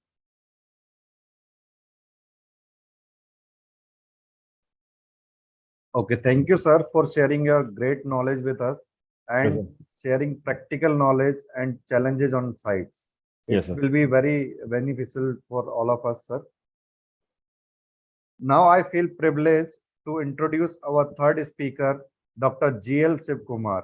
Dr. G.L. Shivkumar Babu is presently Professor, Geotechnical Engineering Division in the Department of Civil Engineering at the Indian Institute of Science, Bangalore. Dr. G.L. Shivkumar Babu completed PhD in Geotechnical Engineering in 1991 from Indian Institute of Science, Bangalore. He worked as a Humboldt Fellow in Germany, visiting scholar in Purdue University, Lafayette, USA. He also served as the president of Indian Geotechnical Society and as the chairman of International Technical Committee on Forensic Geotechnical Engineering of International Society for Soil Mechanics and Geotechnical Engineering. He is a fellow of ASCE and served as governor ASCE Region 10 during 2014 to 2020. He wrote a book on soil reinforcement and geosynthetics, edited 8 books and proceedings, and had several publications. International and national journals 190, international and national conference more than 170, total over 360. He received several awards such as John Booker Award from IACMAG Humboldt Fellowship from Germany, DST Buzzcast Fellowship, and a few awards for the best papers from Indian Geotechnical Society and American Society of Civil Engineers. May I now request you, sir, to address the gathering, please. Please, sir. So, thank you very much. First of all, I would like to thank you for asking me to give a presentation here. And I hope the time is there now. I think we're already running late and we have 32 people. Let me share this. Kindly allow me to share my screen.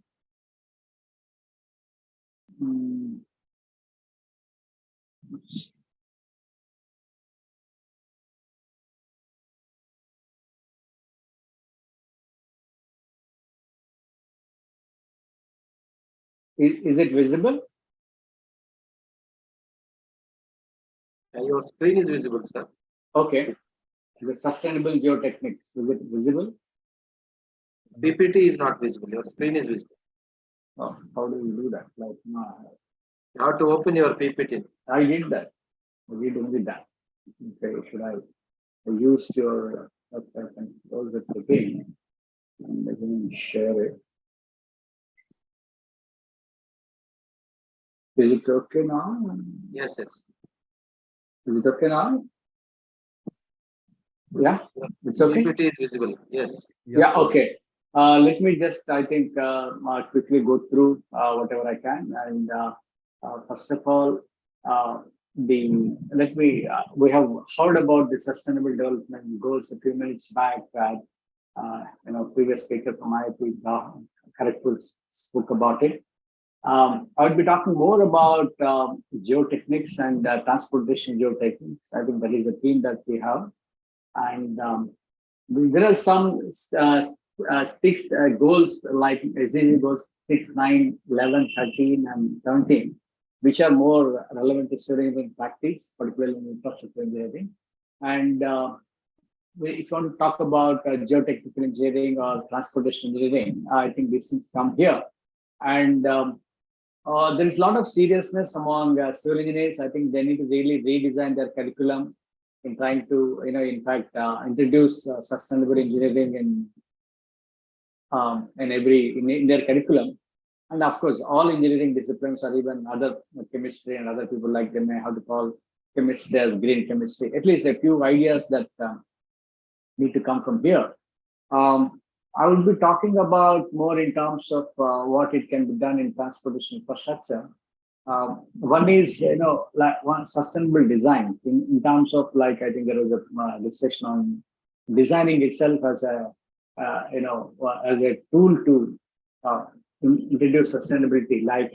People are used to in construction of foundations, they go for pile foundations, but we have some alternatives here using ground improvement techniques, geosynthetics, strengthening of foundations and all. I'm not sure what is the audience. They said it's most of the time students.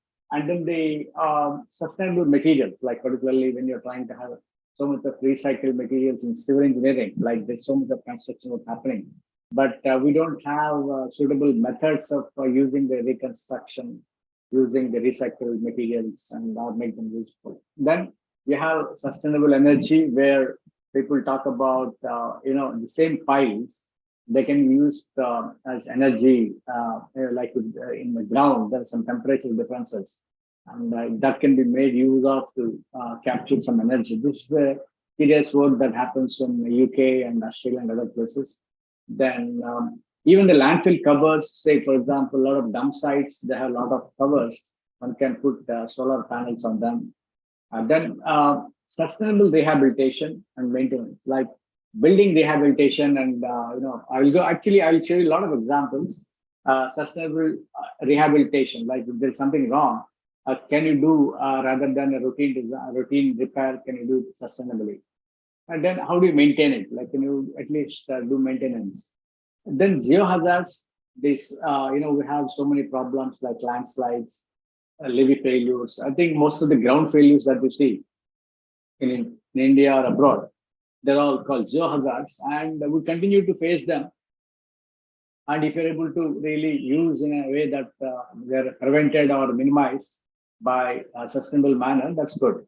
Then you have a lot of dump sites in the country, and though we call Indore as a clean city, number one, I think I'm not sure if the ground in some places is not contaminated or something. In India, there's so many contaminated sites, but I'm sure every petrol bunk site is a contaminated site because there are a lot of issues here. So how do you really remediate them? Because the thing is that how do you really prevent the pollution of soil, water, air? This is a serious issue. We'll discuss that. I'll talk about some retaining walls, highways, anchor foundations, geohazards, dump sites, and this. Actually, I've been doing the work on this, and whatever I was trying to do, we're only doing it when I look back. We're doing it in a towards sustainable based designs. One thing that we should realize is that, of all, there is in sustainability indicators, there are many, but one of the important items that was identified was greenhouse gas emissions. Like, people have said that in 1990, it's about 28 million tons, but when in 2020, people are trying to see, it should not be more than 3 times, when you now look at with respect to 1990, we are very close to that numbers. In fact, you can see the 3K here. That this numbers 3K. It is very high. Even now, we just reached, and possibly this is because people are trying to look at temperature rise and all of that. They put this limit, but still, I think there's a lot of efforts that we need to do. So when I talk about retaining walls. Actually, in engineering curriculum, we teach about cantilever retaining walls and gravity walls and all of that. But one can go for soil nail walls or reinforced soil walls. That's what I want to say, because they save in material cost and unknown costs. Then even if you're able to do some optimized based designs, somehow even in teaching, the teaching methods, even the design methods are somewhat. We try to tell design principle, but design principle will not really tell you how to actually do design and construct, because so we need to really integrate a lot of things in civil engineering, not just a design concept, design, construct, and achieve sustainability. The 3 things need to be linked, which is missing. So some of the techniques that when you try to look at on those lines, retaining walls using this, geosynthetic soil nailing walls, all of that will be very important. This is some examples that we did, like if you have a regular retaining wall using certain principles of optimization, one can really optimize and at least 30%. And that's what we have seen. And though the current guidelines says something, but you can still optimize steel and concrete. That's how it is. Because we know the science of optimization and the uncertainties. Then these are all some soil nail walls. This is construction in Bangalore. This is all Ahmedabad and all of this. They're all constructed without disturbance. Actually they're at least 30 or 40% cheaper. Not only that, this is some example of sustainable rehabilitation. some wall has failed, but with soil reinforcement and nailing, we are able to rehabilitate because certain techniques, the things we need to really do immediately, correctly, and so. But then we see that repair and maintenance is a big issue in India in most of the problems. Like you can see, payment drainage is a serious issue. Now I'll come back to that. This is some example of one of the failed. I was talking about sustainable rehabilitation here, like a big retaining wall of 800 meters that failed, and we were able to rehabilitate with a very, very simple technology where original thing should have costed about 16 crores, but we were able to rehabilitate in 4 crores with a new technology and all that, with the soil nailing, geocells and all that. It was a very interesting work, and because people didn't know about it, unfortunately, because that information was not available. So there was a lot of time loss, but then after that, we could do it in the period of 1.5 years. We were able to demonstrate it. It's in close to Madurai or something. I think high waste is supposed to be the biggest contributor of carbon emissions. Like you have varieties of materials like bitumen, concrete, and all of that being used. And if you're able to use or reuse the materials, number one, that's the best thing. And you can use geosynthetics to really reduce the pavement thickness and all that. That's one thing. Like we see a lot of aggregate being used. Even the aggregate specifications are not okay. In fact, I was in just a meeting, just not finished, in the Indian Road Congress meeting. Their specifications, some of them are also not okay. And everybody is happy, and we are doing conferences here, right? Sustainability conferences. We are not actually acting in a way that it's necessary. So it's important that conferences are important, but the knowledge is transferred, and even the people working, even at the highest level, they're able to, translate this knowledge to actual practice in a seamless fashion, which is missing. This is an example of greenhouse gas emissions that were emitted in each of the construction activities. And if you look at some of the geosynthetic materials, one can use them. This is a geocell, this is a geogrid, this is even bamboo we use as reinforcement that can really help in smooth soil conditions where the thickness of the aggregates are quite high. And so if you use geosynthetics, you can just put it here. And instead of this, it can really separate, subgrade and aggregate, or even you can reduce aggregate thickness by 50%. In fact, there are a lot of things that we have. We did a lot of experiments on that, and we did a lot of field studies, which are quite conclusive. These are all some examples of field studies. These are all some examples, and even the people are now talking about energy generation and all of that, and they need transmission tower foundations, and people go for pile foundations, but even regularly, you see solar panels and construction. So the thing that the structure is quite thin, but the pile foundations are this type of structure can be uplifted. So we need to have pile foundation, some other anchor foundations which are quite good, and they are actually, if you look at carbon emissions, they very, very significant reduction. Like when compared to pile foundations, you have 32 kg per meter cube, but 66% reduction because you have a simple mechanism here. And even plastic waste, there are a lot of things. There's a lot of research going on the use of this, but you don't have practical, it should be, maybe Indore also should be called not just, it's also should be called sustainable city. Maybe, I don't know if there are any rankings on sustainability in for cities. And many of these, plastic waste can be reused. Other thing that lands the many geotechnical engineering hazards we see in the country, and because of the climate change, like say for example, Mumbai is you have a lot of because of the climate change, the problems are you have a lot of abnormal events like extreme temperature variations, which are short, high intense duration rainfall and all of that. So it leads to abnormal events and drought, floods, and storm, and all of that. You see things are not predictable now that timescales have changed and all that. So the problem is that you have the ground subsidences, you have soil degradation like landslides, levee failures. There are many, and you need to really take account into consideration. But then we live with them. Unfortunately, we really don't look at permanent solutions. Not only that, they should also be sustainable, right? So this is some example that I'm just showing you. In Karnataka itself, supposed to be quite a good in many cases, but every year you have landslides, and that's one issue. But even in the Himalayas, we have a lot of landslides, and that's one thing. So of course, maybe in Madhya Pradesh, it's not serious, at least in your area. This is about payment design. Like we know that a lot of drainage issues we have in roads in India. And actually, even the drainage procedures are not okay. Even the payment design drainage guidelines are also not well developed, not well proven. There are so many issues. And if you're able to use geosynthetic products, actually we use for drainage, we use aggregates like this. But if you're able to use geosynthetic materials, then you can reduce aggregate thickness and all of that. Like here you see a material here. So the carbon footprint can be in the case of just if you are, as I said, if you are able to use it more for reinforcement and separation functions in this thing, you'll get a footprint of about 21% reduction in carbon footprint. But if it comes to drainage and filtration, it's much higher.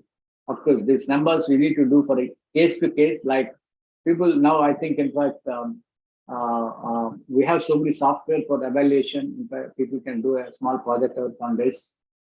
Many projects they can do. The other thing that I want to highlight would be that dump sites. I'm talking about Bangalore, but I think Indore is also not an exception, though it appears to be very clean outside. Right? So Bangalore generates a lot of waste, but so in engineering, in aeronautical engineering, we don't talk so much about landfill engineering, and people have become, but then there is so much of waste that is generated. And there are so many issues there, like identification of landfill sites, assessment of capacities, estimation of waste characteristics, optimization for gas generation, development of remediation measures, leachate. In fact, we don't have, I don't know if Indore has a leachate treatment plant. I'm sure. Actually, I know Mr. Varshi who does work there. Who claims that they're doing a lot of good work. And when it comes to Bangalore to see if these plants can work here. Of course, Bangalore scale is much bigger than Indore. So, and then here more penetration is not easy. So the other thing. So risk assessment and long-term implications are many because of the dump sites. See, the problem is, though there is the Government of India guidelines, but their practice has not been good.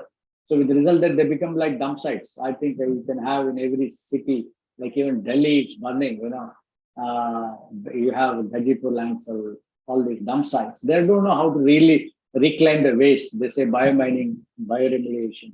A lot of terminology is being used, but without understanding the sustainability aspects and trying to use them. Okay. So there are a lot of concepts. In fact, I was trying to work on a big project of 30 acres. I'm trying to prepare. We're using the bioreactor landfill concept. And then we did the LCA analysis, which talks about environmental sustainability, all these three things. Most of the time we talk about, because economic sustainability and social sustainability one can measure, not easily. And we have so many indicators. There are so many indicators like global warming potential and all of that. One can get that. There are also tools. Okay, it's not difficult. It's only that maybe some BTech students or MTech students should do some project work and trying to understand.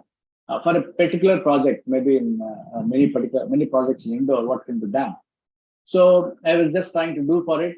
We find that, see, in landfills, we have three things, like, in India, do nothing. Then second thing is use Government of India guidelines, and then what happens is landfill becomes dump sites because we don't have proper system. The third one is recognize the problem and understand them and treat them. You try to make it as a bioreactor landfill. When we compare them, the do nothing, it has the highest greenhouse gas emissions. Why? Because when the dump site is in existence like that, you have a lot of air pollution, soil pollution, water pollution, and all of that. Maybe I'm sure you'll have 20 acres, 30 acres of dump sites. In Bangalore, we have 300 at least. So like that, 300 acres. So what I meant was that the bioreactors are able to do that, and we try to do for one of the sites here. We just showed some examples here, how to control the methane gas because of using a biocover system, and how do you recirculate landfill leachate. This is some examples of all of that, and it's about 20 meters dump site. We are trying to do that, and looking at methane emissions and all of that. And landfill, see, the thing is, Government of India rules say that use the soil as a cover for a dump site. If you use a soil for a dump site or any other waste site, it is like waste plus soil becomes waste, so it's like that. So we should not really, because even the contractor may be happy, but it doesn't get sold because soil is still porous, methane emissions still come. So we try to recommend the methane absorbing layers of biocovers, and we did some experiments, and they're quite effective. They can take up methane and then convert it to CO2 and all of that. You can in fact make a zero emission layers and all of that. And other thing is that we have a lot of contaminated sites. In fact, Government of India is now trying to count the number of contaminated sites in the country. And every city has, maybe in your college also, you can try to find out how many contaminated sites are there in Madhya Pradesh and all that.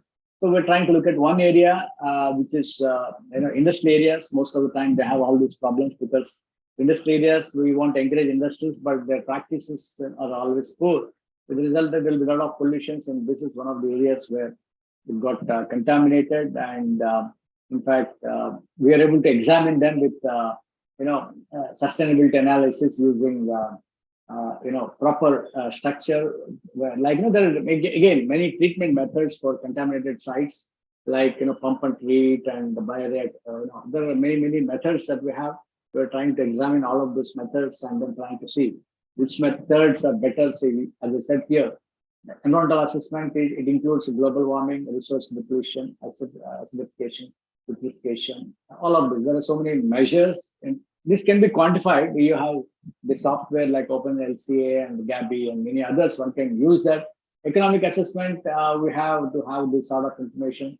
Life cycle cost analysis one can do, and social thing like how many people are exposed to a particular level of issues one can calculate.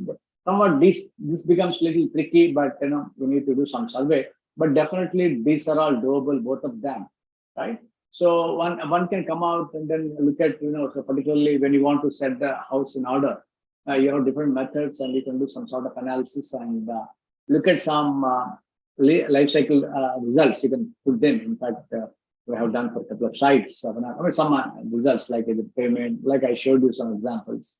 I showed you only in terms of the carbon emissions, but all things can be done on this line because it's a simple exercise of trying to understand, define the boundaries and calculate all the things required for a given case, and trying to develop a combined sustainability index to tell that this road is using recycled material, this road is using fresh material, this road is using some other technology. So which of them is more sustainable? Somebody can screw it, or anything can be done.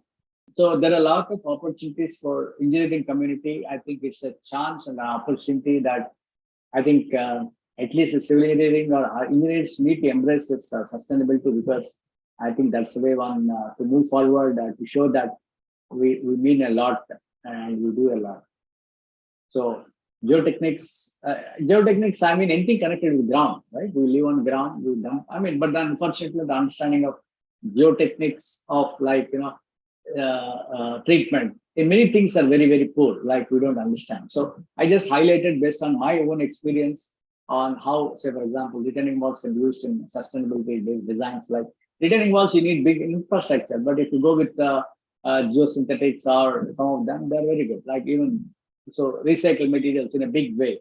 But I see that in many of the areas, you don't have a proper category of recycling. There's a lot of startups here, right? Embankment construction. There should be a big revolution on this. And contaminated sites, I think people have to realize that it's a big important thing. And like ground improvement, there's a lot of things that one need to do. And I hope this the seminar that we did will really take a few steps forward in the direction. Thank you very much. Thank you, sir. Any questions? Sir, very good afternoon. This is Vaibhav Singh. Yeah. Sir, I have a question that as you talk about the sustainability in road construction, just like in retaining wall, and the use of geosynthetics. If we are talking about the large project, government induce in their tenders that you have to use such types of material and you have to use green buildings and you have to use sustainability issues. Right. But if we are talking about the small projects, And in the road construction or in the projects related to geotech, many of the small contractors are involved. So I just want to know what is the cost benefit or what is the cost analysis for if we are using sustainability projects and if we are going for. Yeah. So let me tell you, actually, see, like number the cost benefits are there.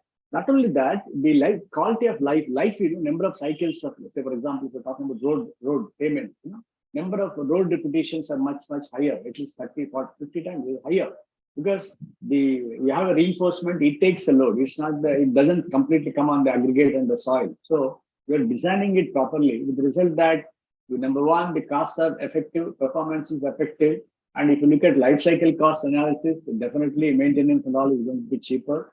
And not only that, they're going to be dead cheaper only. So worst case, what happens that we have to project all of this and people are aware. Like we have worked with small contractors. Small contractors will be more happy to save. Right? If you want a little saving, he'll be more happy. It doesn't matter. Okay, big project. It's just a question of it. There's no problem of small or big. It's a question of attitude. Yes, sir. Because we have to convince them. He will say that you say a few crores or whatever. He will be happy, right? I don't think we'll also do the same market, right? And I don't think if somebody says, say for example, I showed you some retaining walls. In fact, we started that, okay, the retaining wall costed 1.5 normally one contractor. Then we started doing on our own. We said 60 lakhs we did. I mean, of course, then, okay, if somebody wants, they can do for 1 crore, nothing else. It's like that. What is happening is that our own engineering community, we are very good teachers, but we are not practicing. Engineering is supposed to practice. Engineering teachers are supposed to practice. They should set an example. Okay, that's important. Yeah. Thank you, sir. Any questions? So 28, not bad. I think wickets are falling. Okay, thank you, sir, for sharing your great knowledge with us and for explaining very nicely about the hazards due to climate change, landfill sites, dumping sites, sustainability, and many more topics. Thank you so much, sir. And I feel sorry, sir. We were 20-30 minutes late, sir. Sorry. No problem. For the. Thank you, sir. So now I would like to request session co-chair Dr. Ashutosh Shukla, Professor, Sri Vaishnav Institute of Forensic Science, to give concluding remarks. Sir, over to you. Thanks, Rahul. Eminent speakers for today's session, I tender my thanks for nice deliberations. Sirs, all of you have thrown a very informative light on all of us. Your talks were very informative. The first speaker, that is Dr. Prajesh Kumar Dubey, he explained about what is sustainability and how to measure it. He has given a very best example of bank corruption, that is to save our Mother Earth. Then he talked about the sustainable development goals. He quoted all 17 sustainable goals and defined in-depth sustainability. He explained what is circular economy, the importance of circular economy to get a zero waste. And also he emphasized on the necessity of life cycle assessment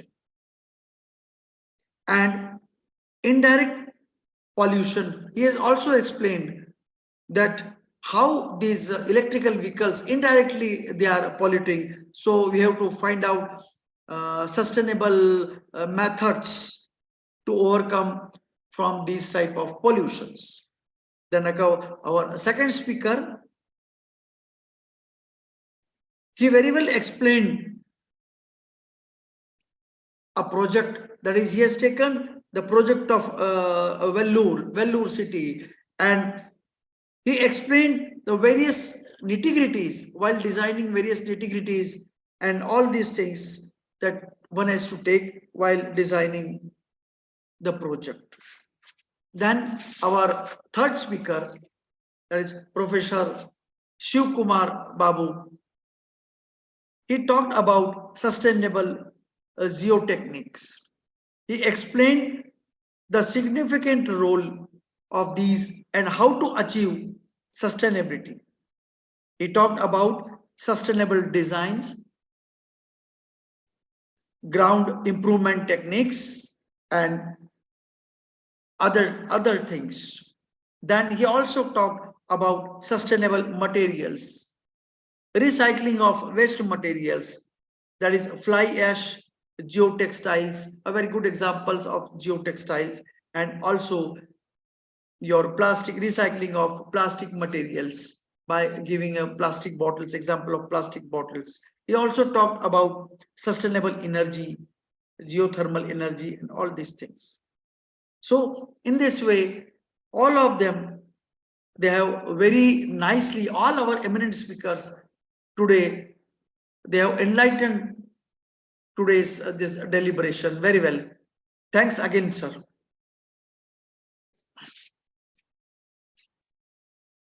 Thank you, Over sir. to Rahul. Thank you, sir, for your valuable remarks. I would like to thank all the speakers, session chairs, session co-chair, HOIs, heads, and all the participants for your valuable time. I was happy learning for all of us. Now, with the permission of session chair and session co-chair, I would like to hand over the session to the convener Praygyata 2023, Dr. Anand Babu, sir. Over to you, sir. Okay. Thank you, Rahul. Thank you, ma'am. Thank you, Uttam sir. Thank you, Ashutosh Shukla sir, all the chairs and co-chairs, and especially the plenary speakers. I would like to thank. Thanks for joining. Thank you, sir. Thank you, Shukla sir. Thank you, sir. Thank you, Uttam sir. Thank you, ma'am.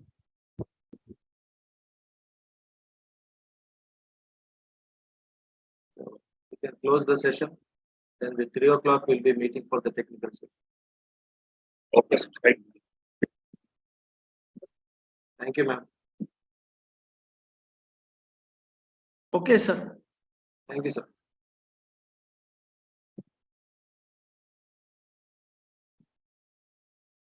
Thank you, sir.